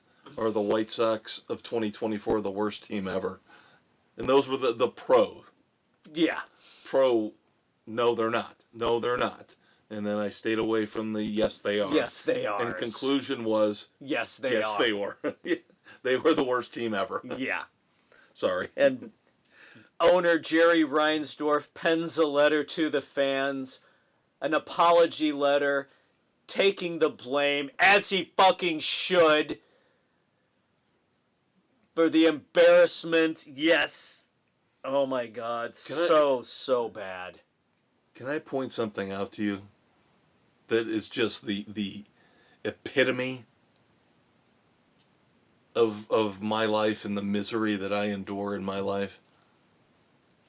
So Bill and I, in our baseball competition, heading into the final week, tied. Yep. We both picked separately. We both picked the Tigers. Very hot. Had a great week. Won 4 games. Right? Yeah. So. And then they lose 2 out of 3 to the Sox. Yeah. If I had picked the White Sox instead of the Tigers, I would have won it outright. Because they won 5 games the final week of the season, including a sweep over the LA Angels. Yeah, go figure. The Sox wait until the last week to actually have a winning record. But if I had picked the worst team in history for the last week of this season, I would have won the Morningwood Trophy. Yeah, go figure, huh?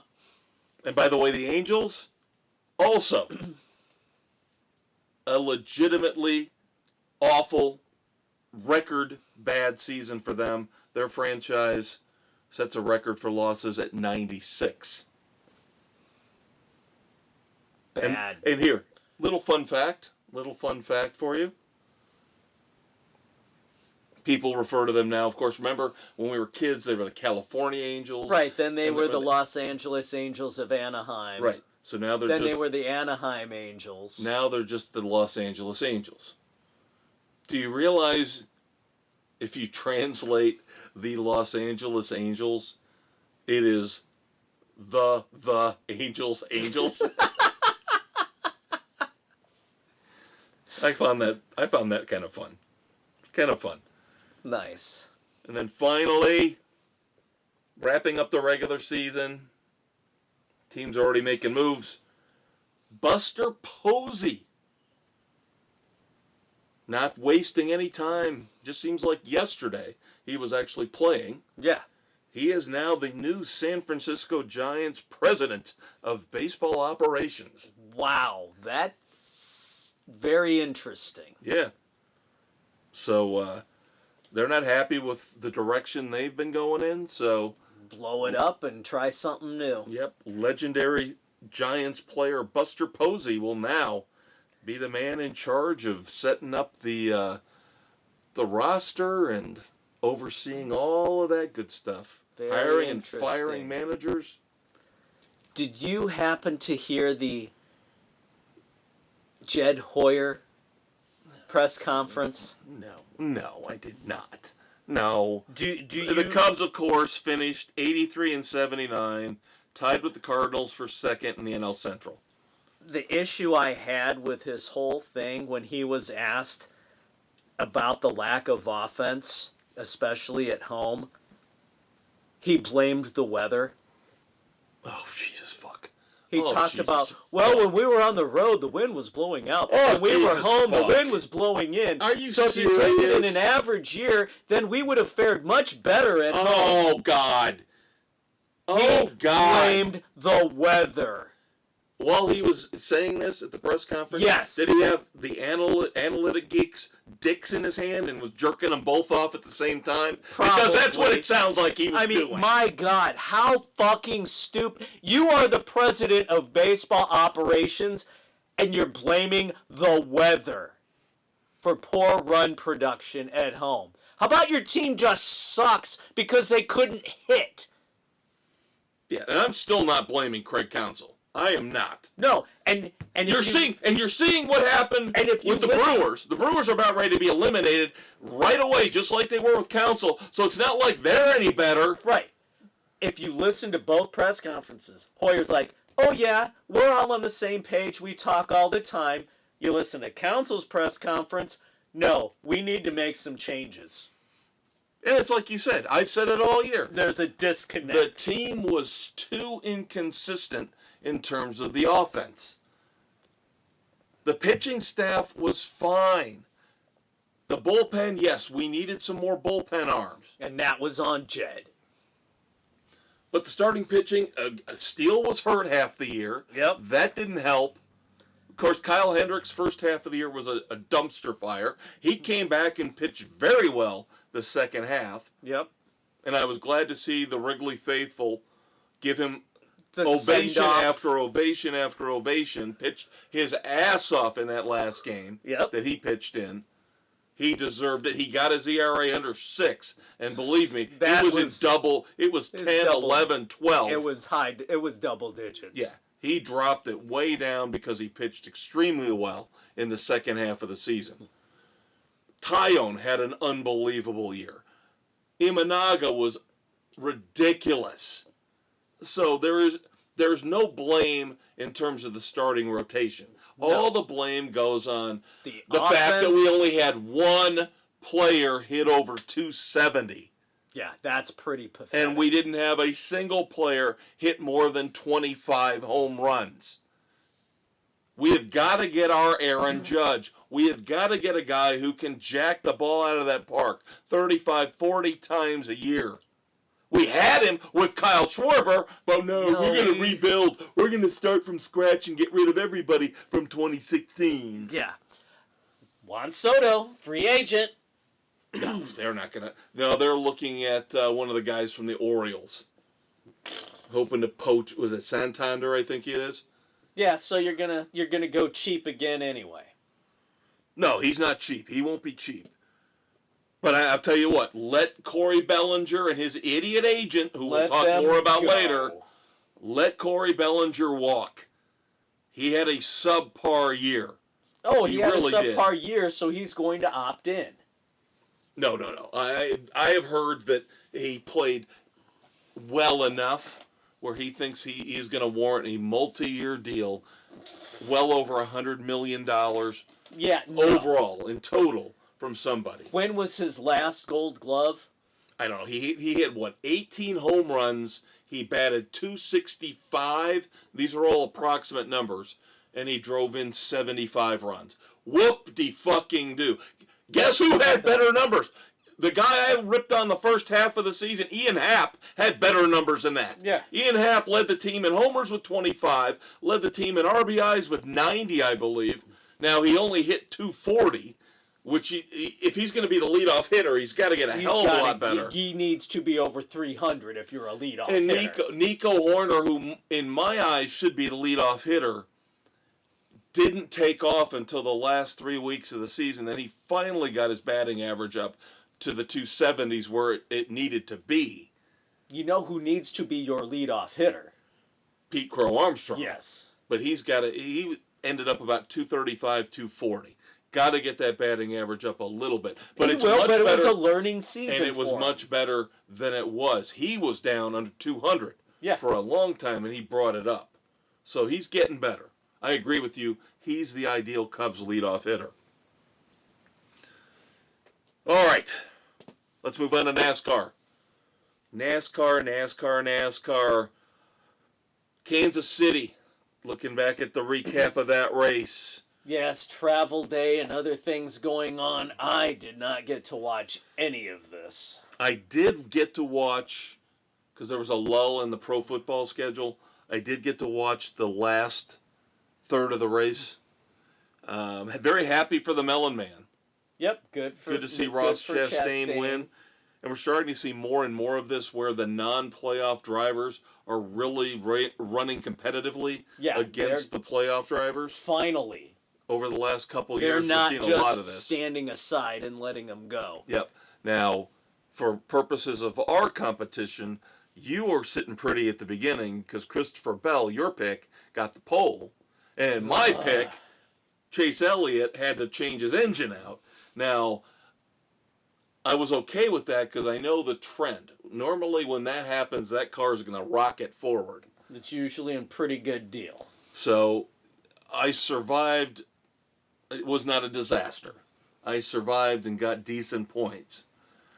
But this was at least a much more interesting race than Bristol, which is sad. Bristol sucked. Which was so sad. Here's the thing, though. You want to talk about tracks and the personality of the tracks and the fans and how they know what tracks to watch, even if it's based on previous legendary performances.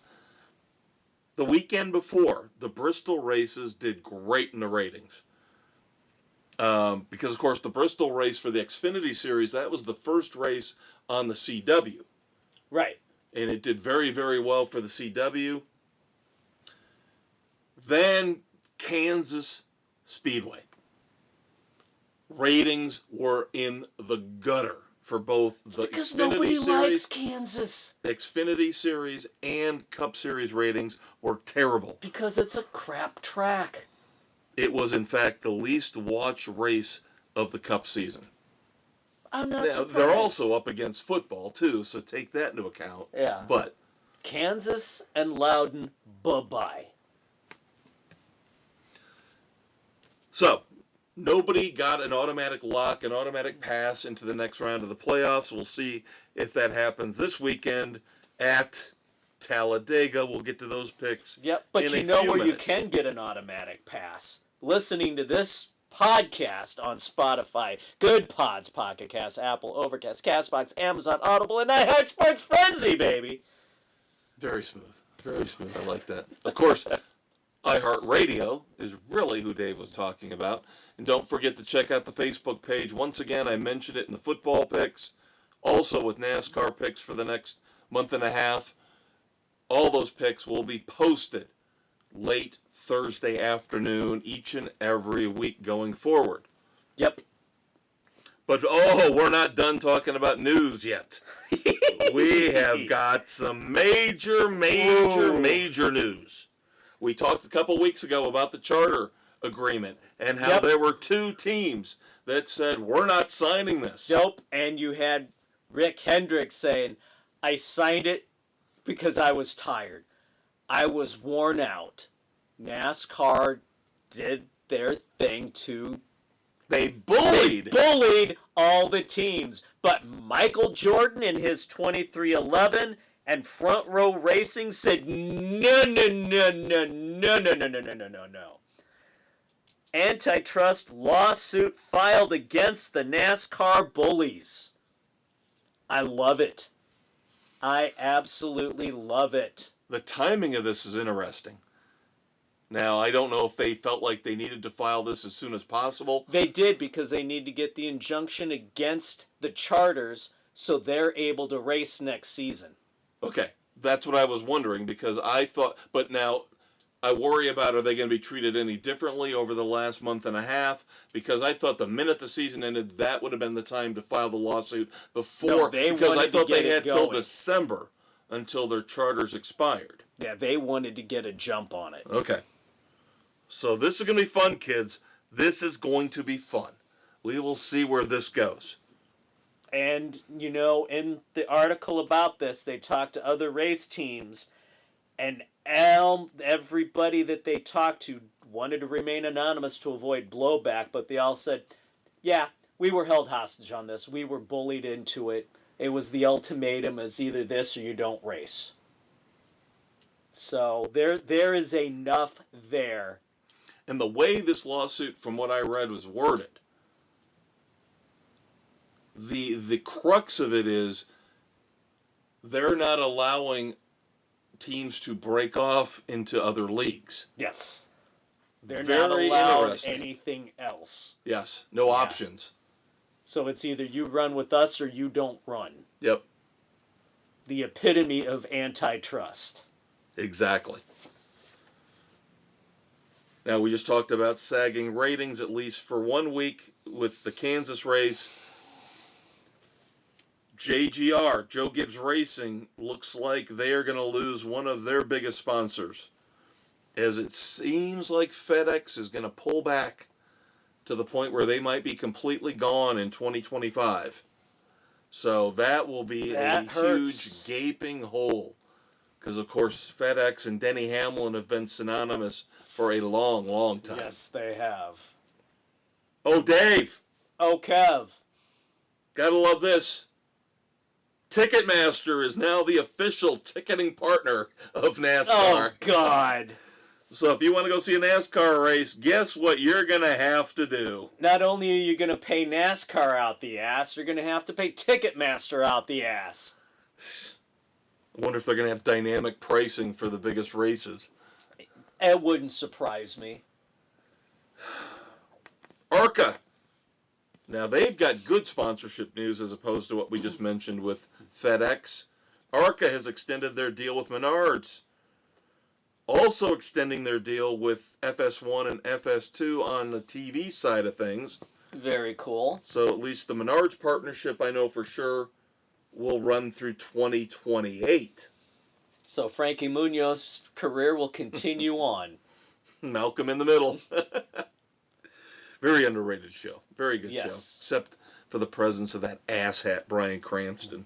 Can't stand him. Well, that was before he went super nut job. Yeah. I can't. Did we talk about Ty Dillon? I feel like we talked about Ty Dillon recently, but It's been a while. he's coming back to the Cup Series full time. For who? Kaling. Really? They couldn't find anybody better. Nope. Ty Dillon is coming back full time in Cup in 2025 with Kalig Racing. You couldn't find anybody better. This is what amazes me is we talk about recycling coaches and managers in baseball and football and basketball. In racing, they recycle washed up. Get some young blood in there, for the love of God. For the love of God, I've had it with Ty Dillon. I've had it with Ryan Preece. Give me somebody who can actually drive a fucking car. All right, let's move on to our picks for this week.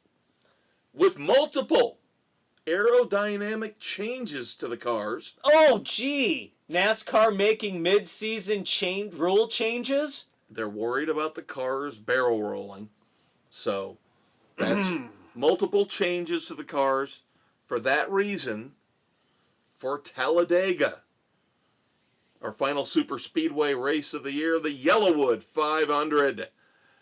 Things are pretty tight in our competition, the Frenzy Cup. I have a 1 point lead over the Big Blue W. I'm not worried about it right now. I'm in good shape. I'll take it. Especially considering who he picked for this race versus who I picked. But it's all still a crapshoot. It is. I have got Joey Logano for Talladega. Bill has got William Byron. Yep, I am going with Byron's teammate Alex Bowman. A last moment decision. I originally had Austin Cindric penciled in. Nick is taking Denny Hamlin. And then the remaining 7 of our 8 picks are in right now. Sam, Doug, and Aaron take, of course, Ryan Blaney, who you and I burned early. Yep. But I would not have used him here. Yeah, I like where we took him. First race of the playoffs. I agree. All right, some NBA news as we tear through here over the last remnants. 20 minutes or so. I did not go crazy with the dumbasses this week, despite the fact that I was very mad, very angry all week. You did not see, pick angry I am dumbasses. Maturing, Dave. Even though I'm almost dead. I'm in the latter third of my life. I am learning and I am growing still. Let that be a lesson to all of you out there. No, he just took it out on the football picks. Yeah, I did. Every NFL pick this week, every game we're picking. All right, NBA news. Derrick Rose retires. Hall of Famer? No. I'll be very interested to see what... I believe I heard somebody say if he doesn't make it, he would be the first MVP to never make the Hall of Fame. I can't put him in. The injuries, and I know he was solid, but I don't think his overall career was Hall of Fame worthy. I would agree with you. He had 2 or 3 really good years with the Bulls, and then he became a role player. Yeah. Yes, due to injury, but still. Is he going to be looked at as the Terrell Davis of the NBA? You know what I mean? Yeah. It's a tough call. Now, the NBA tends to let everybody in, so yeah, I so imagine he'll probably be in because, he won an MVP and he was this great player for 3 years. All right, so what? I don't think he's. And he never really did anything in terms of postseason. No. Now the big news on top of that is that we have a massive trade already before the season starts in the NBA, as the Knicks are going for it. The Knicks trade Julius Randle, Dante DiVincenzo, and a first-round pick to the Minnesota Timberwolves. Shocked that the Timberwolves, coming off the season they just had, are going to blow that team up already. That's change sad. The chemistry. They are trading Karl Anthony Towns, one of the few guys who can actually still play center in this league, trading him to the Knicks. They're conceding. Well, the rumors are, here's the thing, and rumors are rumors. I'm just reporting the scuttlebutt. But Karl Anthony Towns, supposedly not well liked and kind of soft and kind of whiny. Well, all right. Maybe a change of scenery will do him better. Now he goes back to play for his former coach, Tom Thibodeau, who coached him in Minnesota years ago. Yep. So maybe that's what he needs. We'll see if they get along. By all accounts, all players who've played for Tibbs enjoy playing for him. For the most part, unless you're a whiny little bitch. Yeah, if this fails, oof, this is not going to be good for Knicks fans. No. I think the key here is they were fine getting rid of Julius Randle, but losing DiVincenzo, one of those great role players who could hit the clutch guy shots. Coming off the bench that could throw up 20 at a moment's notice. Yeah, That's going to hurt. That's a very valuable piece to lose. Yeah. WNBA, of course, I haven't heard anything about ratings now that Caitlin Clark is out.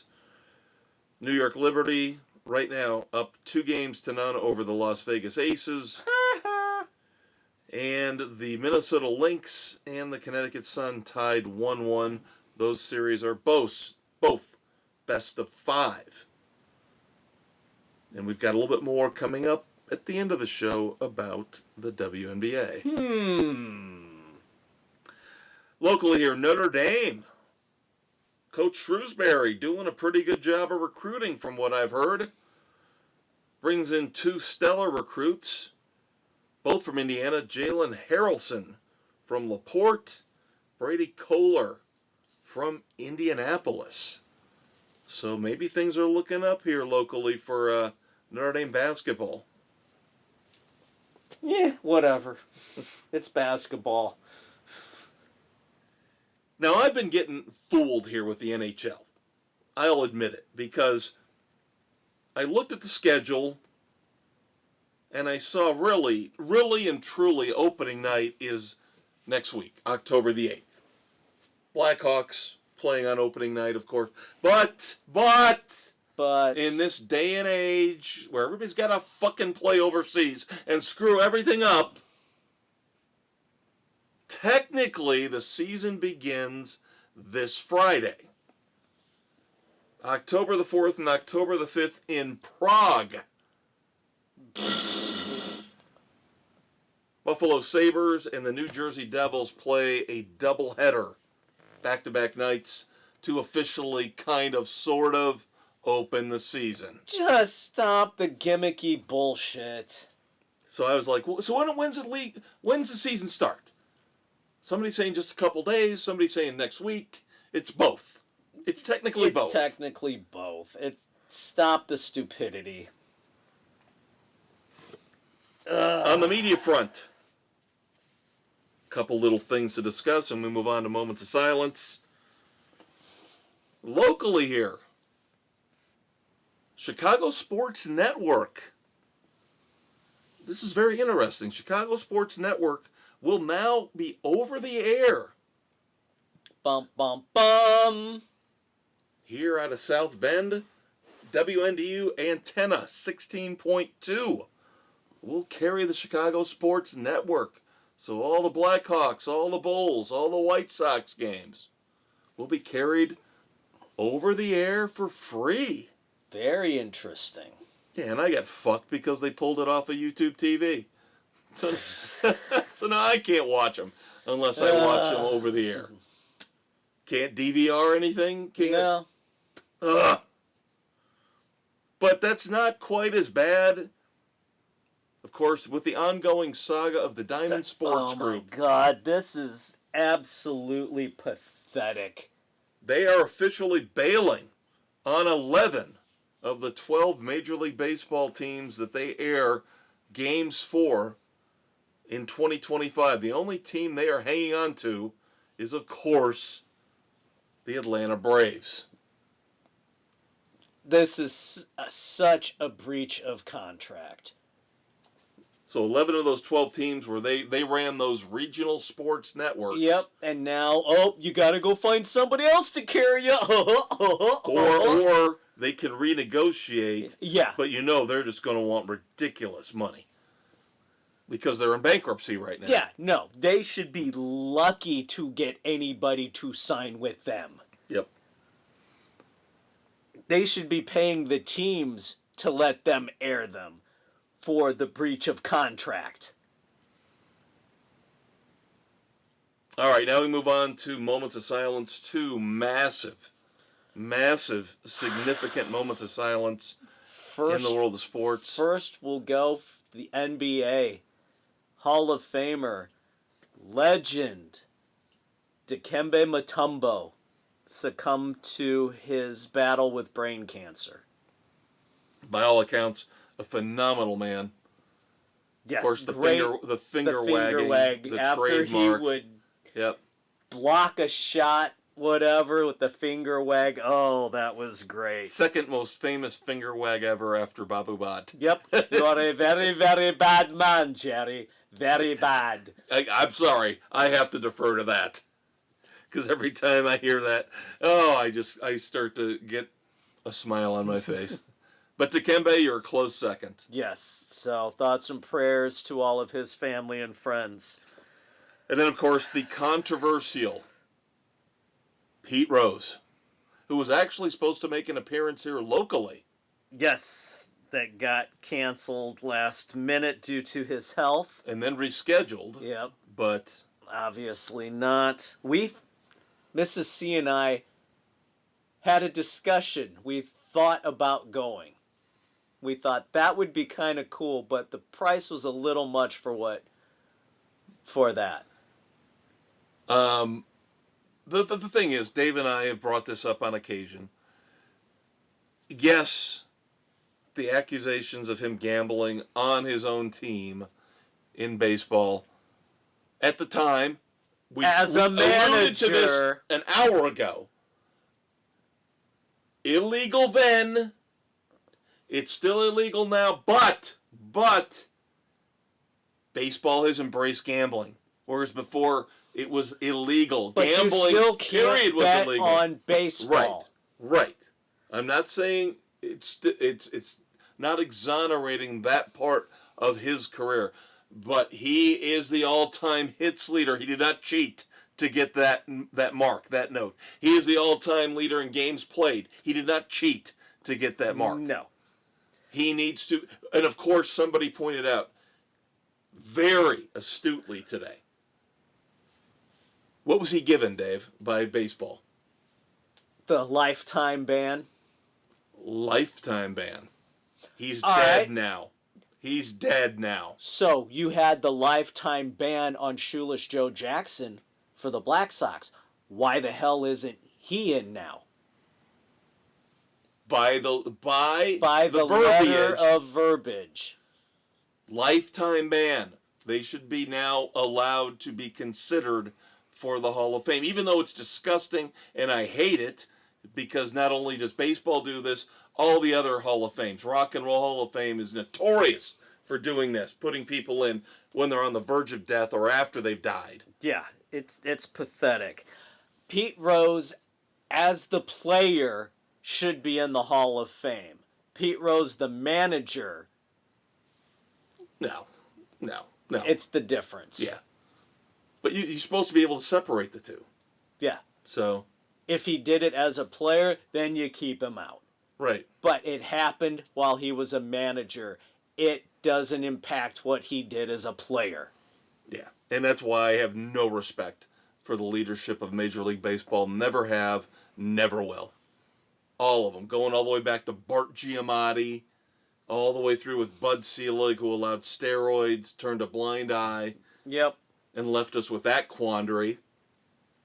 And now, of course, Rob Manfred, the spineless, gutless wonder we've got now. Yep. Can I tell you a fun story real quick? You'll appreciate this. Sure. Just to wrap up Pete Rose.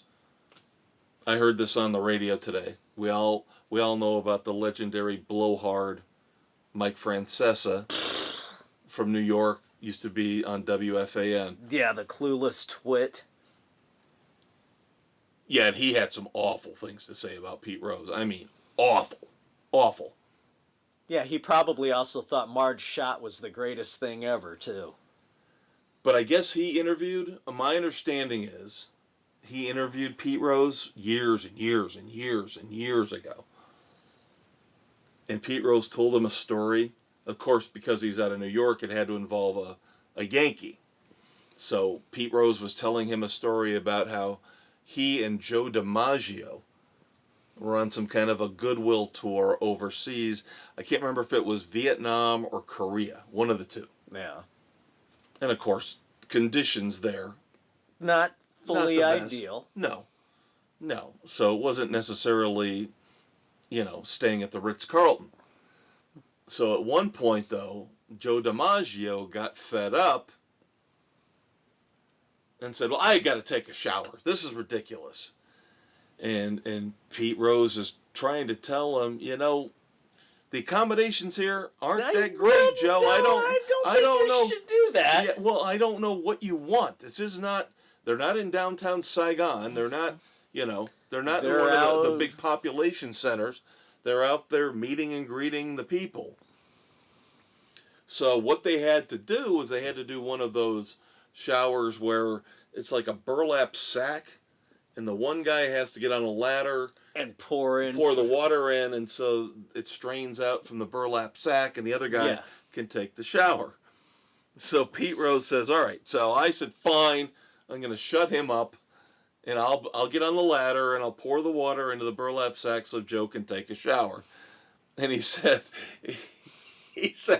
so Joe disrobes, and Pete says, that's the first time I've ever seen a penis attached to a human body. It was like a penis, and then it was just attached to a human body. So now we know why Marilyn Monroe loved him so much. But that when I heard that, I was like, yeah, that sounds like a Pete Rose story. Yes, it does. But the thing we all loved about him, working man, hard-working, Charlie Hustle. Never took a play off. Somebody else said he was a football player playing baseball. Yeah. And I thought, that's a pretty good, quick summation of what we all thought of him. Yeah. He was a guy who loved the game. Yep. Yeah, there was another quote, I can't get it 100% right, a quote where he said something about, yeah, I would walk through a field of fire in a suit made of gasoline to play baseball. Yeah. So, you got to admire that passion. You got to admire that drive and that love for the game. All right. So what do we do now, Dave? Now it's time to pivot. As I mentioned, though, I very, very, very calm when I did this. Only three dumbasses to choose from Only this three week. contestants Yes. for the Red Foreman Dumbass of the Week. We'll start off with Lions head coach Dan Campbell, who, let's call this premature celebration after their big Monday Night Football win over the Seattle Seahawks, gave out a couple game balls, except he didn't realize the historic night his quarterback, Jared Goff, had, going 18 for 18, first time ever in football history. Yep, 100% completion rate. So, of course, at the press conference, when this was pointed out to him, he says, I already gave the game balls away. I didn't realize. Supposedly, the next day, he rectified the situation, and Goff... Too little, too late. Goff did get a game ball, but...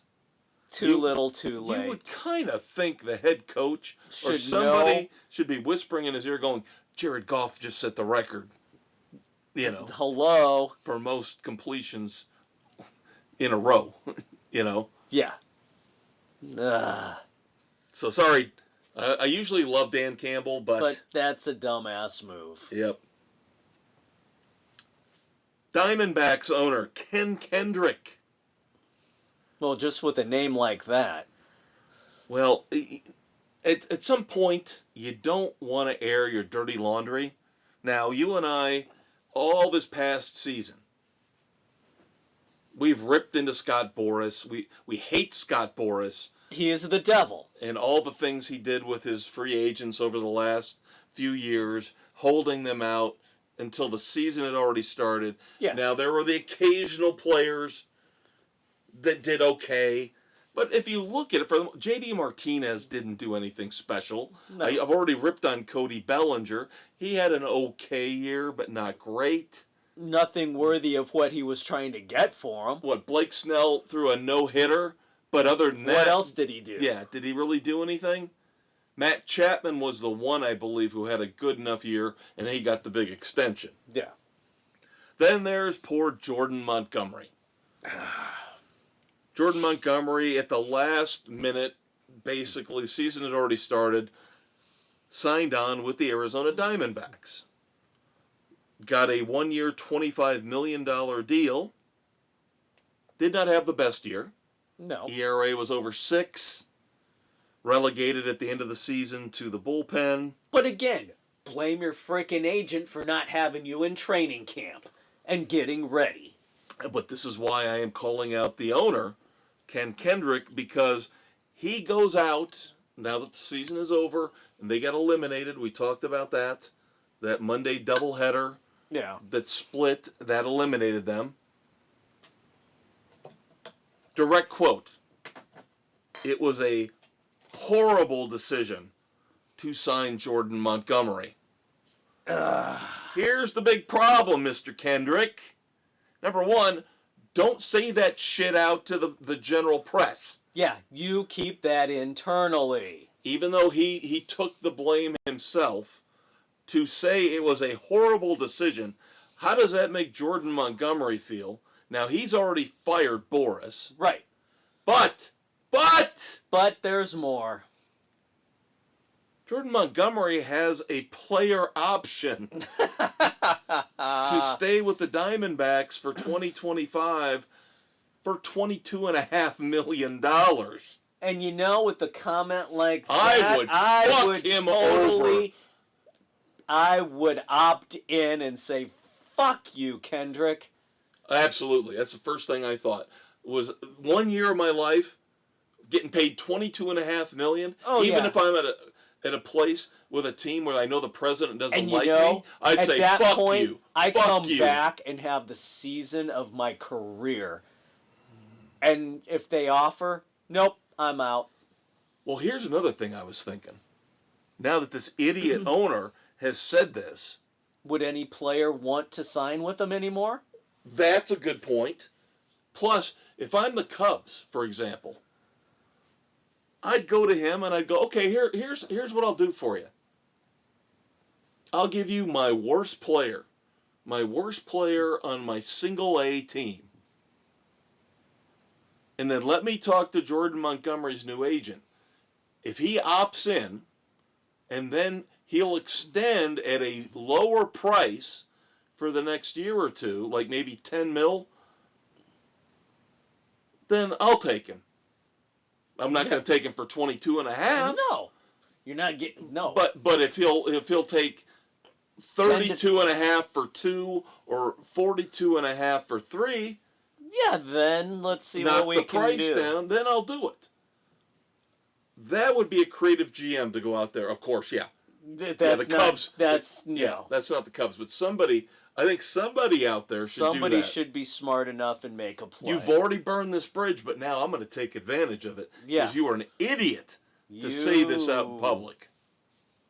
Yep. Now you got yourself in a shitty situation, and he can screw you over for $22.5 million next year. Yep. So now I'll take him off your hands for nothing, as long as he'll agree to an extension, to a low cost extension. Yep. Again, let's see if anybody's shrewd enough to do that. Because I don't blame Jordan Montgomery in this at all. No, like it's all Scott Boris's fault for keeping him out through spring training. He didn't get in on time to training camp. All right, finally, this is going to be unique, Dave. This is going to be there's a dumbass in here somewhere. But where? But you're going to help me out. Help me find the dumbass. Is this like Where's Waldo? Yeah. Where's the dumbass? We'll start off with USA Today columnist Christine Brennan, who I know for a fact is a pretentious asshat. She recently had an interview with one of the players in the WNBA who had issues with Caitlin Clark. I believe she poked her in the eye during a game recently. Oh, yes. But instead of just asking her about how her season went and how does she think the WNBA is going to perform in the future, she kind of turned the interview into a, did you do that on purpose to her? Is there a lot of hatred for Caitlin Clark? Expose. Yeah, trying to turn into the salacious National Enquirer type stuff. So the WNBA Players Union put out a nasty nasty response when they saw this interview, and because what the player also did after Christine Brennan pointed out, "Oh, did you do this on purpose? You know, you seemed like you were laughing after you did it." Then the player is asked to show all the nasty racist trolls that have been coming after her after she poked Caitlin Clark in the eye. So it's just this is why I'm saying it's a clusterfuck beyond belief. So the WNBA player. That's an ambush hatchet job. Well, that's what a lot of people are saying. Now, the WNBA Players Union came out and said, I mean, literally tore into Christine Brennan and said, "You are unprofessional. This is a, quote, racist, homophobic, and misogynistic interview. And you should not be allowed to interview anybody in our league ever again," was the gist of it. So guess who comes out to defend Christine Brennan? Keith Olbermann. Oh, for the love of God. Saying she's just doing her job. Leave her alone. This is what we do. We ask the tough questions. Those aren't tough questions. That's Hollywood Insider bullshit. Megan Rapinoe, of course, purple hair. You know how much I love her. Because, you know, she and Sue Bird, who used to play in the WNBA, are like... Yes. Spooning, forking, whatever they call it. You know. Tongue gashing. They do a podcast together. So, isn't it convenient how Sue Bird can interview her lover, Megan Rapinoe, who never played in the WNBA, but gets her opinion on the interview. And Megan Rapinoe says, "Well, I think the problem is that Christine Brennan is conflicted because she's defending Caitlin Clark, and she's going to be doing a book on Caitlin Clark." You see how this is all a clusterfuck of stupidity? God. Here's an idea. Play fucking basketball. Stop acting like Caitlin Clark is the devil. And we'll all be good. How about we actually just have a normal interview and not go down the road of assholery? Yeah, that would be nice too. But again, the media's involved. And we all know... And the media are the assholes. Yes. So, our three dumbasses. Oh, God. Dan Campbell, head coach of the Detroit Lions. Diamondbacks owner Ken Kendrick. And Christine Brennan. Megan Rapinoe. How about that whole... I'm going with the whole WNBA kerfuffle because everybody in there is a bunch of dumbasses anyway. Strength in numbers? Yes. Dumbassery in numbers? Yes. That whole thing is just... I think I'll go with you on that. Yeah, I think I will. It's just bad. Yeah, and if I didn't explain that clear enough, you guys can do the research because there's nothing clear about that at all. No, it's just a hot mess. Considering how many assholes are involved, and they're all exhibiting some level of being supreme and total dumbasses, you can sort it out for yourself. I did the best possible job I could. Yeah, it's just the whole situation.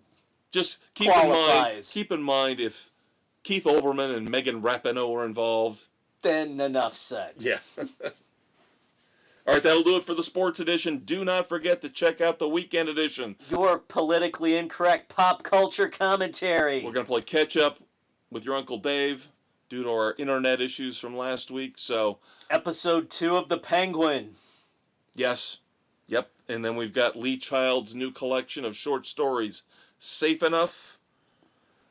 I have to get your opinion on arguably one of the worst movies ever. Oh, sweet God, Jesus. I saw the TV. I just erased it out of my mind. And now you're bringing the horrors back to the forefront. I reviewed it last week, so it's just going to be all on you. Oh, my all on God. You. And then we'll get your opinion on the Clutch Rival Sun show from a few weeks ago. We got 3 new songs. Whole bunch of good stuff on the weekend edition. I've got a bonus movie review. It's all good. Your Saturday morning hangover cure. But for now, we're going to have to say goodnight to the kids, Dave. Good night to the kids, Dave.